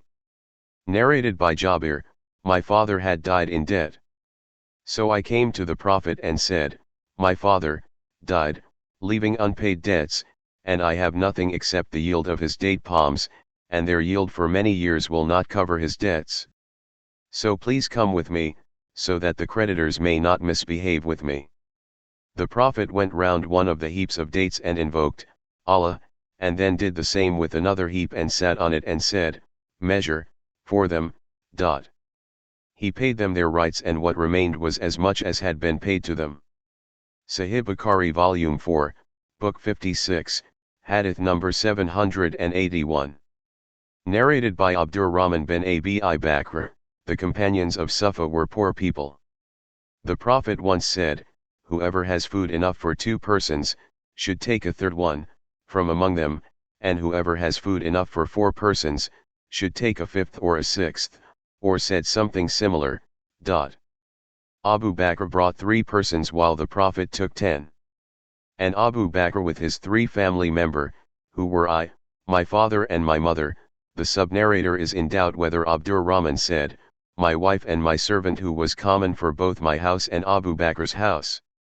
Abu Bakr took his supper with the Prophet and stayed there till he offered the Isha prayers. He returned and stayed till Allah's apostle took his supper. After a part of the night had passed, he returned to his house. His wife said to him, what has detained you from your guests? He said, have you served supper to them? She said, they refused to take supper, until you come. They, i.e. some members of the household, presented the meal to them, but they refused to eat. I went to hide myself, and he said, O Gunthar. He invoked Allah to cause my ears to be cut, and he rebuked me. He then said, to them, please eat, and added, I will never eat the meal. By Allah, whenever we took a handful of the meal grew from underneath more than that handful till everybody ate to his satisfaction, yet the remaining food was more than the original meal. Abu Bakr saw that the food was as much or more than the original amount. He called his wife, O sister of Bani Firas. She said, O pleasure of my eyes. The food has been tripled in quantity. Abu Bakr then started eating thereof and said, it, i.e. my oath not to eat, was because of Sa'al. He took a handful from it, and carried the rest to the Prophet. So that food was with the Prophet. There was a treaty between us and some people, and when the period of that treaty had elapsed, he divided us into 12 groups, each being headed by a man. Allah knows how many men were under the command of each leader. Anyhow, the Prophet surely sent a leader with each group. Then all of them ate of that meal.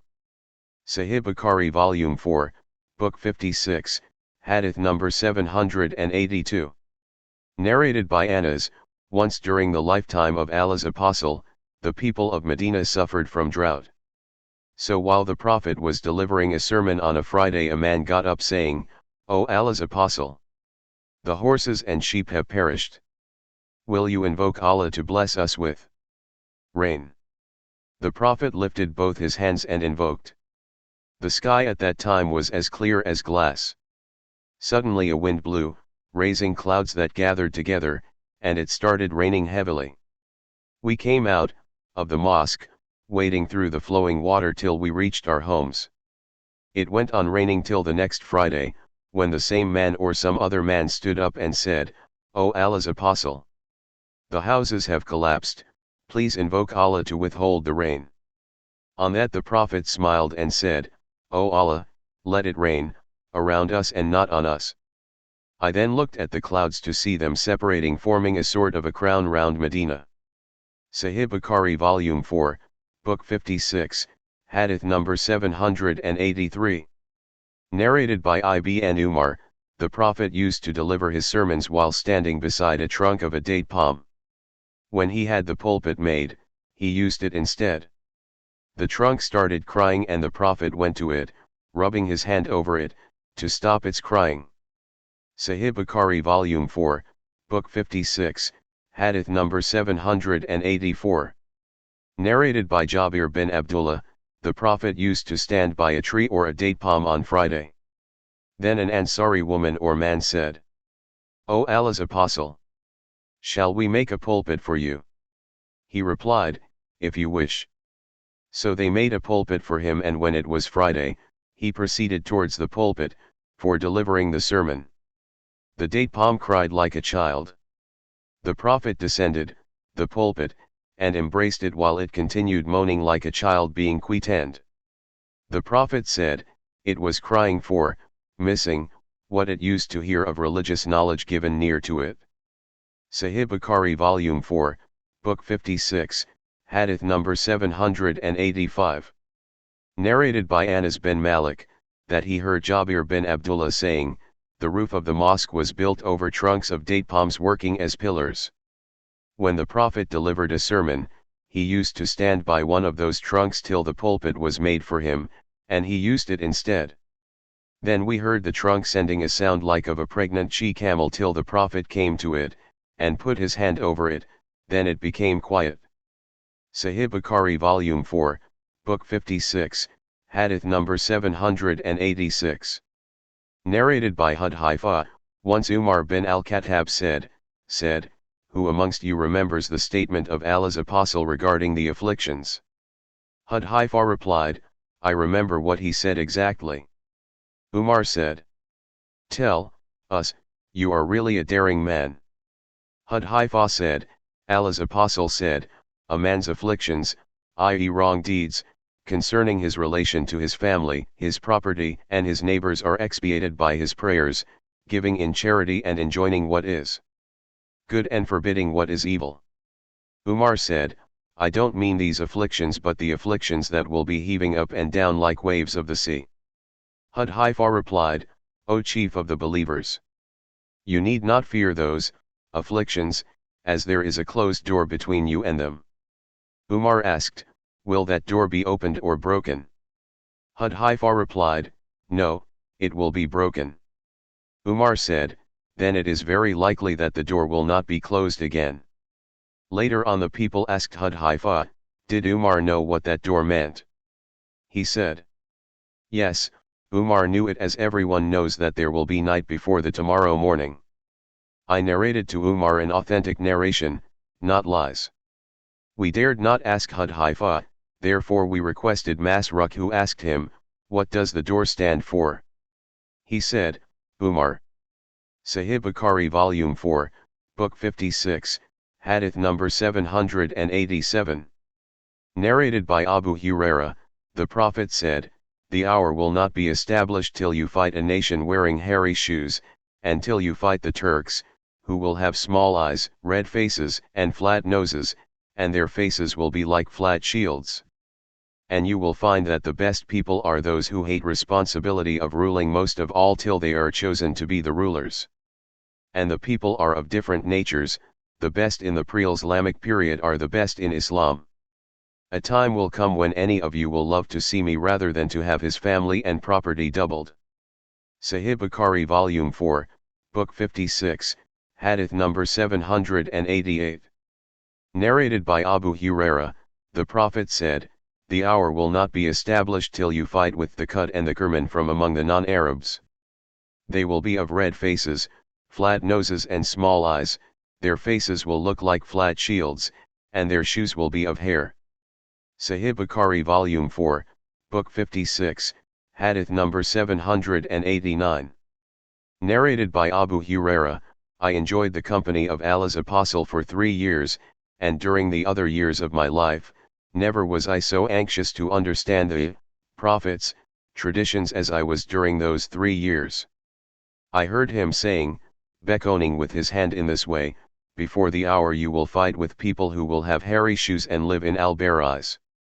Sufyan, the sub-narrator once said, and they are the people of al-Bazir. Sahih Bukhari Volume 4, Book 56, Hadith number 790. Narrated by Umar bin Taqlib, I heard Allah's Apostle saying, near the hour you will fight with people who will wear hairy shoes, and you will also fight people with flat faces like shields. Sahih Bukhari Volume 4, Book 56, Hadith number 791.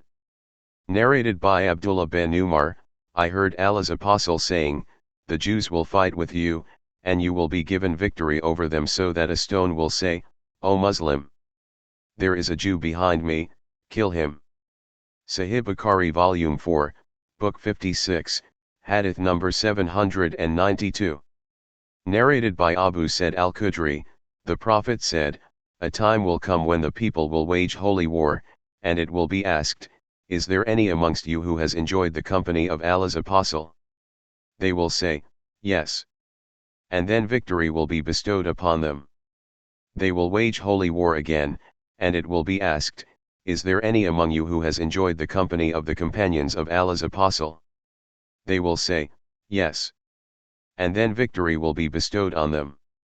Sahih Bukhari Volume 4, Book 56, Hadith number 793.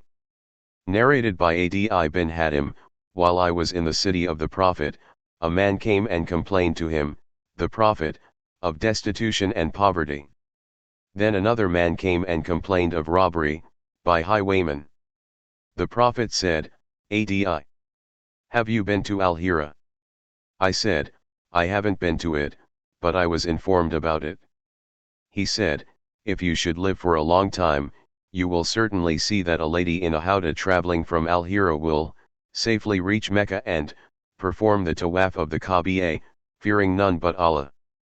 I said to myself, what will happen to the robbers of the tribe of Tai who have spread evil throughout the country? The Prophet further said, if you should live long, the treasures of Khosrau will be opened, and taken as spoils. I asked, you mean Khosrau, son of Hermes? He said, Khosrau, son of Hermes, and if you should live long, you will see that one will carry a handful of gold or silver and go out looking for a person to accept it from him, but will find none to accept it from him. And any of you, when meeting Allah, will meet him without needing an interpreter between him and Allah to interpret for him, and Allah will say to him, didn't I send a messenger to teach you? He will say, yes. Allah will say, didn't I give you wealth and do you favors? He will say, yes. Then he will look to his right and see nothing but hell, and look to his left and see nothing but hell. Adi further said, I heard the Prophet saying, save yourself from the hell fire even with half a date, to be given in charity, and if you do not find a half date, then with a good pleasant word. Adi added, later on, I saw a lady in a howdah traveling from Al-Hira till she performed the tawaf of the Kaaba, fearing none but Allah. And I was one of those who opened, conquered, the treasures of Khosrau, son of Hermes. If you should live long, you will see what the Prophet Abu al-Qasim had said, a person will come out with a handful of gold etc. Sahih Bukhari Volume 4, Book 56, Hadith number 794. Narrated by Adi, as above, i.e. Hadith number 793. Sahih Bukhari Volume 4, Book 56, Hadith number 795. Narrated by Uqba bin Amr, the Prophet once came out and offered the funeral prayer for the martyrs of Uhud, and proceeded to the pulpit and said, I shall be your predecessor and a witness on you, and I am really looking at my sacred fount now, and no doubt, I have been given the keys of the treasures of the world. By Allah, I am not afraid that you will worship others along with Allah, but I am afraid that you will envy and fight one another for worldly fortunes. Sahih Bukhari Volume 4, Book 56, Hadith number 796.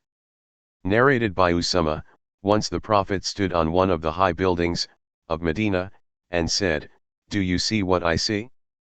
I see affliction pouring among your hours like raindrops." Sahih Bukhari Volume 4, Book 56, Hadith number 797. Narrated by Zainab bint Yashir, that the Prophet came to her in a state of fear saying, "None has the right to be worshipped but Allah. Woe to the Arabs because of evil that has come near. Today a hole has been made in the wall of Gog and Magog as large as this," pointing with two of his fingers making a circle. Zainab said, "I said, O Allah's apostle, shall we be destroyed though amongst us there are pious people?" He said, "Yes, if evil increases." Narrated Salama, the Prophet woke up and said, "Glorified be Allah, what great, how many, treasures have been sent down, and what great, how many, afflictions have been sent down." Sahih Bukhari Volume 4, Book 56, Hadith number 798. Narrated by Saysat, Abu Said al-Khudri said to me, "I notice that you like sheep and you keep them, so take care of them and their food, for I have heard Allah's apostle saying, a time will come upon the people when the best of a Muslim's property will be sheep, which he will take to the tops of mountains and to the places of rainfalls to run away with his religion in order to save it from afflictions." Sahih Bukhari Volume 4, Book 56, Hadith number 799. Narrated by Abu Huraira, Allah's apostle said, "There will be afflictions, and at the time, the sitting person will be better than the standing one, and the standing one will be better than the walking, and the walking will be better than the running. And whoever will look towards those afflictions, they will overtake him, and whoever will find a refuge or a shelter, should take refuge in it." The same narration is reported by Abu Bakr, with the addition, the Prophet said, "Among the prayers there is a prayer the missing of which will be to one like losing one's family and property." Sahih Bukhari Volume 4, Book 56, Hadith number 800. Narrated by Ibn Mas'ud, the Prophet said, "Soon others will be preferred to you, and there will be things which you will not like." The companions of the Prophet asked, "O Allah's apostle, what do you order us to do, in this case?" He said, "I order you, to give the rights that are on you and to ask your rights from Allah." Sahih Bukhari Volume 4, Book 56, Hadith number 801. Narrated by Abu Huraira, Allah's apostle said, "This branch from Quraysh will ruin the people." The companions of the Prophet asked, "What do you order us to do, then?" He said, "I would suggest that the people keep away from them." Sahih Bukhari Volume 4, Book 56, Hadith number 802. Narrated by Said al-Umayyi, I was with Marwan and Abu Huraira and heard Abu Huraira saying, "I heard the trustworthy, truly inspired one, i.e. the Prophet, saying, the destruction of my followers will be brought about by the hands of some youngsters from Quraysh." Marwan asked, "Youngsters?" Abu Huraira said, "If you wish, I would name them, they are the children of so-and-so and the children of so-and-so." Sahih Bukhari Volume 4, Book 56, Hadith number 803. Narrated by Hudhaifa bin al-Yaman, the people used to ask Allah's apostle about good, but I used to ask him about evil for fear that it might overtake me. Once I said, "O Allah's apostle, we were in ignorance and in evil and Allah has bestowed upon us the present good, will there be any evil after this good?" He said, "Yes." I asked, "Will there be good after that evil?" He said, "Yes, but it would be tainted with dakan, i.e. little evil, dot." I asked, "What will its dakan be?" He said, "There will be some people who will lead people, according to principles other than my tradition. You will see their actions and disapprove of them." I said, "Will there be any evil after that good?" He said, "Yes, there will be some people who will invite others to the doors of hell, and whoever accepts their invitation to it will be thrown in it, by them. I said, O Allah's Apostle, describe those people to us. He said, they will belong to us and speak our language. I asked, what do you order me to do if such a thing should take place in my life? He said, adhere to the group of Muslims and their chief. I asked, if there is neither a group of Muslims, nor a chief, what shall I do? He said, keep away from all those different sects, even if you had to bite, i.e. eat, the root of a tree, till you meet Allah while you are still in that state. Sahih Bukhari Volume 4, Book 56, Hadith number 804. Narrated by Hudhaifa, my companions learned something about good through asking the Prophet, while I learned something about evil. Sahih Bukhari Volume 4, Book 56, Hadith number 805. Narrated by Abu Huraira, Allah's Apostle said, the day of judgment will not be established till there is a war between two groups whose claims, or religion, will be the same. Sahih Bukhari Volume 4, Book 56, Hadith number 806. Narrated by Abu Huraira, the Prophet said, the hour will not be established till there is a war between two groups among whom there will be a great number of casualties, though the claims, or religion, of both of them will be one and the same. And the hour will not be established till there appear about 30 liars, all of whom will be claiming to be the messengers of Allah. Sahih Bukhari Volume 4, Book 56, Hadith number 807. Narrated by Abu Sa'id al-Khudri, while we were with Allah's Apostle who was distributing, i.e. some property, there came Dhul Khawazira, a man from the tribe of Bani Tamim, and said, O Allah's Apostle, do justice. The Prophet said, woe to you! Who could do justice if I did not? I would be a desperate loser if I did not do justice. Umar said, O Allah's Apostle, allow me to chop his head off. The Prophet said, leave him, for he has companions who pray and fast in such a way that you will consider your fasting negligible in comparison to theirs. They recite Quran but it does not go beyond their throats, i.e. they do not act on it, and they will desert Islam as an arrow goes through a victim's body, so that the hunter, on looking at the arrow's blade, would see nothing on it. He would look at its risaf and see nothing, he would look at its nad and see nothing, and he would look at its kudhud, and see nothing, neither meat nor blood, for the arrow has been too fast even for the blood and excretions to smear. The sign by which they will be recognized is that among them there will be a black man, one of whose arms will resemble a woman's breast or a lump of meat moving loosely. Those people will appear when there will be differences amongst the people. I testify that I heard this narration from Allah's Apostle, and I testify that Ali bin Abi Talib fought with such people, and I was in his company. He ordered that the man, described by the Prophet, should be looked for. The man was brought and I looked at him and noticed that he looked exactly as the Prophet had described him. Sahih Bukhari Volume 4, Book 56, Hadith number 808. Narrated by Ali, I relate the traditions of Allah's Apostle to you, for I would rather fall from the sky than attribute something to him falsely. But when I tell you a thing which is between you and me, then no doubt, war is guile. I heard Allah's Apostle saying, in the last days of this world there will appear some young foolish people who will use, in their claim, the best speech of all people, i.e. the Quran, and they will abandon Islam as an arrow going through the game. Their belief will not go beyond their throats, i.e. they will have practically no belief, so wherever you meet them, kill them, for he who kills them shall get a reward on the day of resurrection.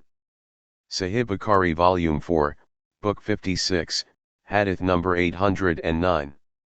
Narrated by Kabab bin al-Ra, we complained to Allah's Apostle, of the persecution inflicted on us by the infidels, while he was sitting in the shade of the Kaaba, leaning over his bird, i.e. covering sheet. We said to him, would you seek help for us? Would you pray to Allah for us? He said, among the nations before you, a believing man would be put in a ditch that was dug for him, and a saw would be put over his head and he would be cut into 2 pieces, yet that torture would not make him give up his religion. His body would be combed with iron combs that would remove his flesh from the bones and nerves, yet that would not make him abandon his religion. By Allah, this religion, i.e. Islam, will prevail till a traveler from Sana'a, in Yemen, to Hadramaut will fear none but Allah, or a wolf as regards his sheep, but you, people, are hasty. Sahih Bukhari Volume 4, Book 56, Hadith number 810. Narrated by Anas bin Malik, the Prophet noticed the absence of Thabit bin Qais. A man said, O Allah's Apostle, I shall bring you his news. So he went to him and saw him sitting in his house drooping his head, sadly. He asked Thabit, What's the matter? Thabit replied, An evil situation, a man used to raise his voice over the voice of the Prophet and so all his good deeds have been annulled and he is from the people of hell. The man went back and told the Prophet that Thabit had said so and so. The sub-narrator, Musa bin Anas said, the man went to Thabit again with glad tidings. The Prophet said to him, Go and say to Thabit, You are not from the people of fire, but from the people of paradise. Sahih Bukhari Volume 4, Book 56, Hadith number 811.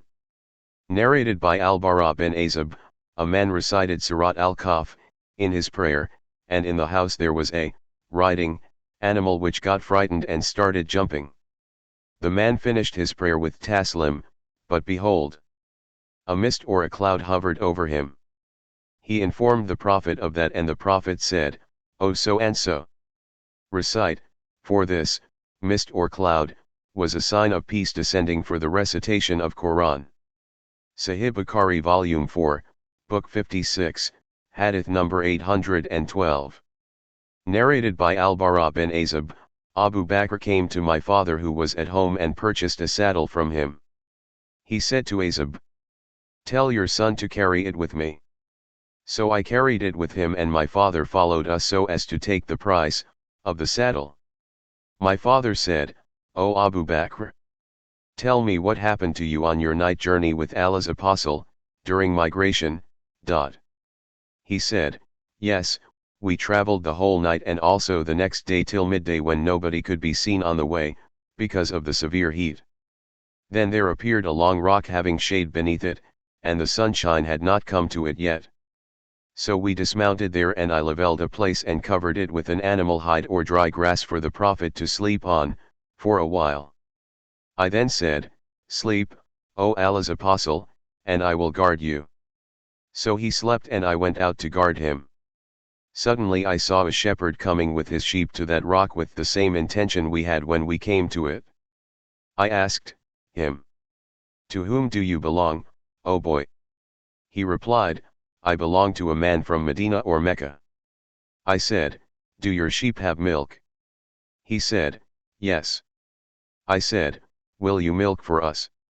He said, Yes. He caught hold of a sheep and I asked him to clean its teat from dust, hairs, and dirt.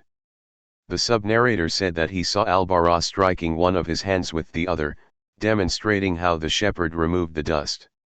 The shepherd milked a little milk in a wooden container and I had a leather container which I carried for the Prophet to drink and perform the ablution from. I went to the Prophet, hating to wake him up, but when I reached there, the Prophet had already awakened, so I poured water over the middle part of the milk container, till the milk was cold. Then I said, Drink, O Allah's Apostle. He drank till I was pleased. Then he asked, Has the time for our departure come? I said, Yes. So we departed after midday.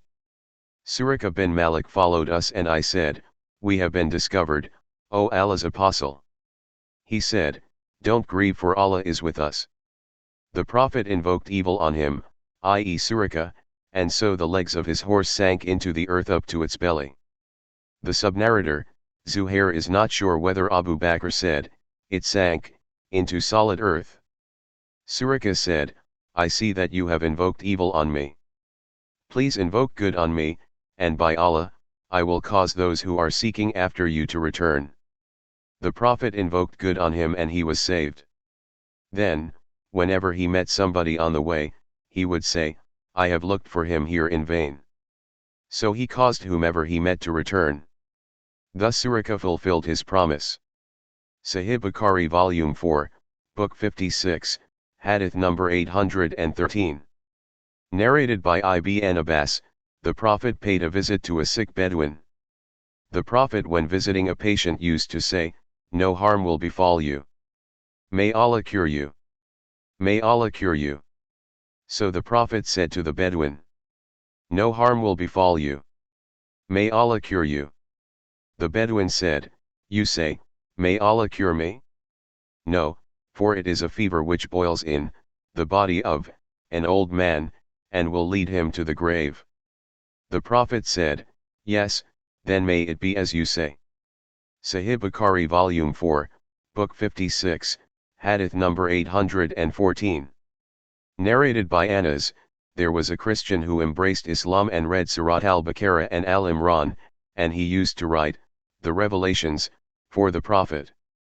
Later on he returned to Christianity again, and he used to say, Muhammad knows nothing but what I have written for him. Then Allah caused him to die, and the people buried him, but in the morning they saw that the earth had thrown his body out. They said, this is the act of Muhammad and his companions. They dug the grave of our companion and took his body out of it because he had run away from them. They again dug the grave deeply for him, but in the morning they again saw that the earth had thrown his body out.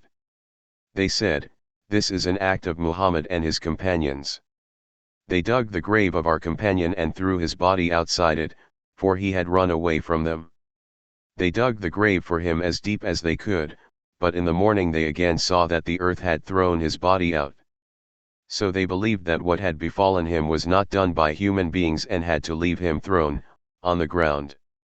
Sahih Bukhari Volume 4, Book 56, Hadith number 815. Narrated by Abu Huraira, Allah's Apostle said, when Khosrau perishes, there will be no more Khosrau after him, and when Caesar perishes, there will be no more Caesar after him. By him in whose hands Muhammad's life is, you will spend the treasures of both of them in Allah's cause. Sahih Bukhari Volume 4, Book 56, Hadith number 816. Narrated by Jabir bin Samura, the Prophet said, when Khosrau perishes, there will be no more Khosrau after him, and when Caesar perishes, there will be no more Caesar after him. The Prophet also said, you will spend the treasures of both of them in Allah's cause. Sahih Bukhari Volume 4, Book 56, Hadith number 817. Narrated by Ibn Abbas, Musaylim al-Kadhab, i.e. the liar, came in the lifetime of Allah's Apostle with many of his people, to Medina, and said, if Muhammad makes me his successor, I will follow him. Allah's Apostle went up to him with Thabit bin Qais bin Shams, and Allah's Apostle was carrying a piece of a date palm leaf in his hand. He stood before Musaylima and his companions, and said, if you ask me even this piece of a leaf, I would not give it to you. You cannot avoid the fate you are destined to, by Allah. If you reject Islam, Allah will destroy you. I think that you are most probably the same person whom I have seen in the dream. Abu Hurairah told me that Allah's Apostle said, while I was sleeping, I saw, in a dream, 2 gold bracelets round my arm, and that worried me too much. Then I was instructed divinely in my dream, to blow them off, and so I blew them off, and they flew away. I interpreted the 2 bracelets as symbols of 2 liars who would appear after me. And so one of them was Al-Ansi and the other was Musaylim al-Kadhab from Al-Yamama. Sahih Bukhari Volume 4, Book 56, Hadith number 818. Narrated by Abu Musa, the Prophet said, in a dream I saw myself migrating from Mecca to a place having plenty of date trees. I thought that it was Al-Yamama or Hajar, but it came to be Medina, i.e. Yathrib. In the same dream I saw myself moving a sword and its blade got broken. It came to symbolize the defeat which the Muslims suffered from, on the day of Uhud. I moved the sword again, and it became normal as before, and that was the symbol of the victory Allah bestowed upon Muslims and their gathering together. I saw cows in my dream, and by Allah, that was a blessing, and they symbolized the believers on the day of Uhud. And the blessing was the good Allah bestowed upon us and the reward of true belief which Allah gave us after the day of Badr. Sahih Bukhari Volume 4, Book 56, Hadith number 819. Narrated by Aisha, once Fatima came walking and her gait resembled the gait of the Prophet.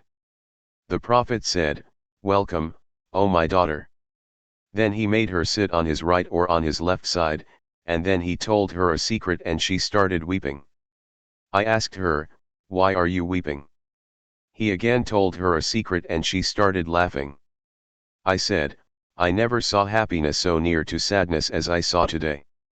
I asked her what the Prophet had told her. She said, "I would never disclose the secret of Allah's apostle." When the Prophet died, I asked her about it. She replied. The Prophet said, "Every year Gabriel used to revise the Quran with me once only, but this year he has done so twice. I think this portends my death, and you will be the first of my family to follow me." So I started weeping. Then he said, "Don't you like to be the mistress of all the ladies of paradise or the mistress of all the lady believers?" So I laughed for that. Sahih Bukhari Volume 4, Book 56, Hadith number 820. Narrated by Aisha, the Prophet in his fatal illness, called his daughter Fatima and told her a secret because of which she started weeping. Then he called her and told her another secret, and she started laughing. When I asked her about that, she replied, "The Prophet told me that he would die in his fatal illness, and so I wept, but then he secretly told me that from amongst his family, I would be the first to join him, and so I laughed." Sahih Bukhari Volume 4, Book 56, Hadith number 821. Narrated by Said bin Jubair, about Ibn Abbas, Umar bin al-Khattab used to treat Ibn Abbas very favorably. Abdurrahman bin Auf said to him, "We also have sons that are equal to him, but you are partial to him." Umar said, "It is because of his knowledge." Then Umar asked Ibn Abbas about the interpretation of the verse, "When come the help of Allah and the conquest of Mecca," 110.1, Ibn Abbas said, "It portended the death of Allah's apostle, which Allah had informed him of." Umar said, "I do not know from this verse but what you know." Sahih Bukhari Volume 4, Book 56, Hadith number 822. Narrated by Ibn Abbas, Allah's apostle in his fatal illness came out, wrapped with a sheet, and his head was wrapped with an oiled bandage. He sat on the pulpit, and praising and glorifying Allah, he said, "Now then, people will increase but the ангիր will decrease in number, so much so that they, compared with the people, will be just like the salt in the meals. So, if any of you should take over the authority by which he can either benefit some people or harm some others, he should accept the goodness of their good people, i.e. ангիր, and excuse the faults of their wrongdoers." That was the last gathering which the Prophet attended. Sahih Bukhari Volume 4, Book 56, Hadith number 823. Narrated by Abu Bakr, once the Prophet brought out Al-Hasan and took him up the pulpit along with him and said, "This son of mine is a Sayyid, i.e. chief, and I hope that Allah will help him bring about reconciliation between two Muslim groups." Sahih Bukhari Volume 4, Book 56, Hadith number 824. Narrated by Anas bin Malik, the Prophet had informed us of the death of Ja'far and Zayd before the news of their death reached us, and his eyes were shedding tears. Sahih Bukhari Volume 4, Book 56, Hadith number 825. Narrated by Jabir, once, the Prophet said, "Have you got carpets?" I replied, "Whence can we get carpets?" He said, "But you shall soon have carpets." I used to say to my wife, "Remove your carpets from my sight," but she would say, "Didn't the Prophet tell you that you would soon have carpets?" So I would give up my request. Sahih Bukhari Volume 4, Book 56, Hadith number 826. Narrated by Abdullah bin Mas'udi, Said bin Muadh came to Mecca with the intention of performing Umrah, and stayed at the house of Umayyah bin Khalaf Abi Safwan, for Umayyah himself used to stay at Said's house when he passed by Medina on his way to Sham. Umayyah said to Sa'd, "Will you wait till midday when the people are at their homes, then you may go and perform the tawaf round the Kaaba." So, while Sa'd was going around the Kaaba, Abu Yal came and asked, "Who is that who is performing tawaf?" Sa'd replied, "I am Sa'd." Abu Yal said, "Are you circumambulating the Kaaba safely although you have given refuge to Muhammad and his companions?" Sa'd said, "Yes," and they started quarreling. Umayyah said to Sa'd, "Don't shout at Abil Hakam, i.e. Abu Yal, for he is chief of the valley of Mecca." Sa'd then said, to Abu Yal, "By Allah, if you prevent me from performing the tawaf of the Kaaba, I will spoil your trade with Sham." Umayyah kept on saying to Sa'd, "Don't raise your voice," and kept on taking hold of him. Sa'd became furious and said, to Umayyah, "Be away from me, for I have heard Muhammad saying that he will kill you." Umayyah said, "Will he kill me?" Sa'd said, "Yes." Umayyah said, "By Allah, when Muhammad says a thing, he never tells a lie." Umayyah went to his wife and said to her, "Do you know what my brother from Yathrib, i.e. Medina, has said to me?" She said, "What has he said?" He said, "He claims that he has heard Muhammad claiming that he will kill me." She said, "By Allah, Muhammad never tells a lie." So when the infidels started to proceed for Badr, battle, and declared war against the Muslims, his wife said to him, "Don't you remember what your brother from Yathrib told you?"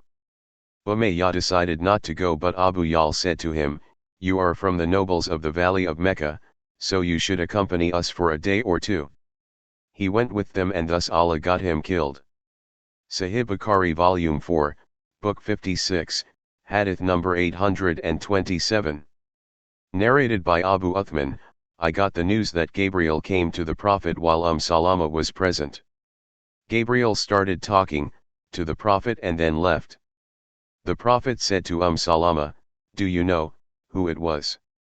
Or a similar question. She said, "It was Dihya, a handsome person amongst the companions of the Prophet." Later on Salama said, "By Allah, I thought he was none but Dihya, till I heard the Prophet talking about Gabriel in his sermon." The sub-narrator asked Abu Uthman, "From where have you heard this narration?" He replied, "From Usama bin Zayd." Sahih Bukhari Volume 4, Book 56, Hadith number 828. Narrated by Abdullah, Allah's Apostle said, "I saw, in a dream, the people assembled in a gathering, and then Abu Bakr got up and drew 1 or 2 buckets of water from a well, but there was weakness in his drawing. May Allah forgive him. Then Umar took the bucket, and in his hands it turned into a very large bucket. I had never seen anyone amongst the people who could draw the water as strongly as Umar, till all the people drank their fill and watered their camels that knelt down there." Sahih Bukhari Volume 4, Book 56, Hadith number 829.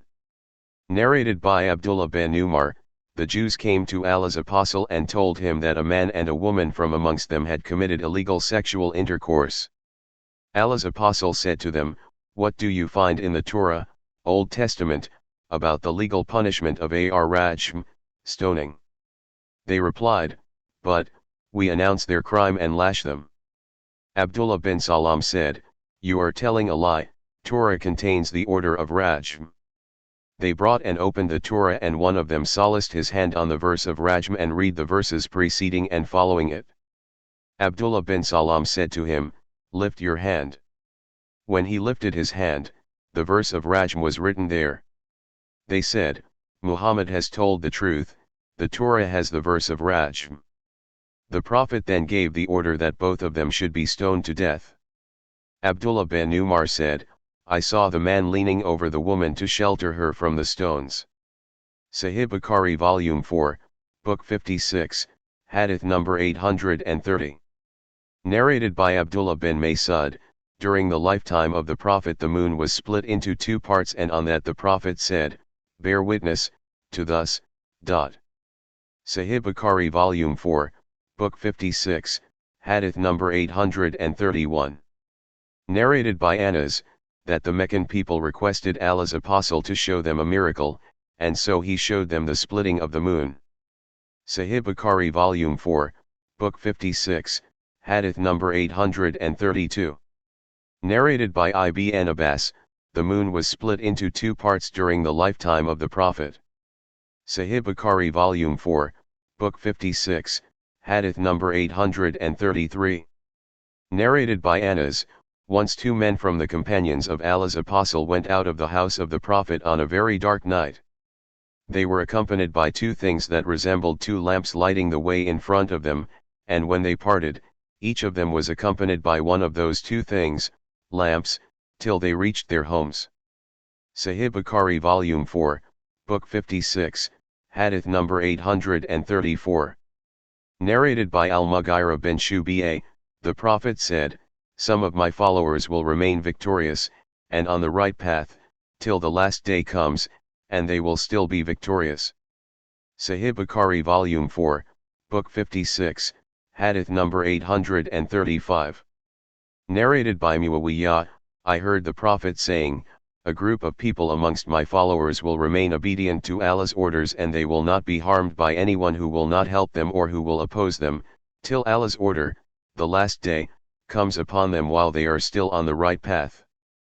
Sahih Bukhari Volume 4, Book 56, Hadith number 836. Narrated by Urwa, that the Prophet gave him 1 dinar so as to buy a sheep for him. Urwa bought 2 sheep for him with the money. Then he sold one of the sheep for 1 dinar, and brought 1 dinar and a sheep to the Prophet. On that, the Prophet invoked Allah to bless him in his deals. So Urwa used to gain, from any deal, even if he bought dust. In another narration, Urwa said, "I heard Allah's apostle saying, there is always goodness in horses till the day of resurrection." The subnarrator added, "I saw 70 horses in Urwa's house." Sufyan said, the Prophet asked Urwa to buy a sheep for him as a sacrifice. Sahih Bukhari Volume 4, Book 56, Hadith number 837. Narrated by Ibn Umar, Allah's apostle said, "There is always goodness in horses till the day of resurrection." Sahih Bukhari Volume 4, Book 56, Hadith number 838. Narrated by Anas, the Prophet said, "There is always goodness in horses." Sahih Bukhari Volume 4, Book 56, Hadith number 839. Narrated by Abu Huraira, the Prophet said, "A horse may be kept for one of 3 purposes: for a man it may be a source of reward, for another it may be a means of living, and for a third it may be a burden, a source of committing sins. As for the one for whom it is a source of reward, he is the one who keeps his horse for the sake of jihad in Allah's cause. He ties it with a long rope on a pasture or in a garden. So whatever its rope allows it to eat, will be regarded as good rewardable deeds, for its owner. And if it breaks off its rope and jumps over 1 or 2 hillocks, even its dung will be considered amongst his good deeds. And if it passes by a river and drinks water from it, that will be considered as good deeds for his benefit, even if he has had no intention of watering it. A horse is a shelter for the one who keeps it so that he may earn his living honestly, and takes it as a refuge to keep him from following illegal ways of gaining money, and does not forget the rights of Allah, i.e. paying the zakat and allowing others to use it for Allah's sake.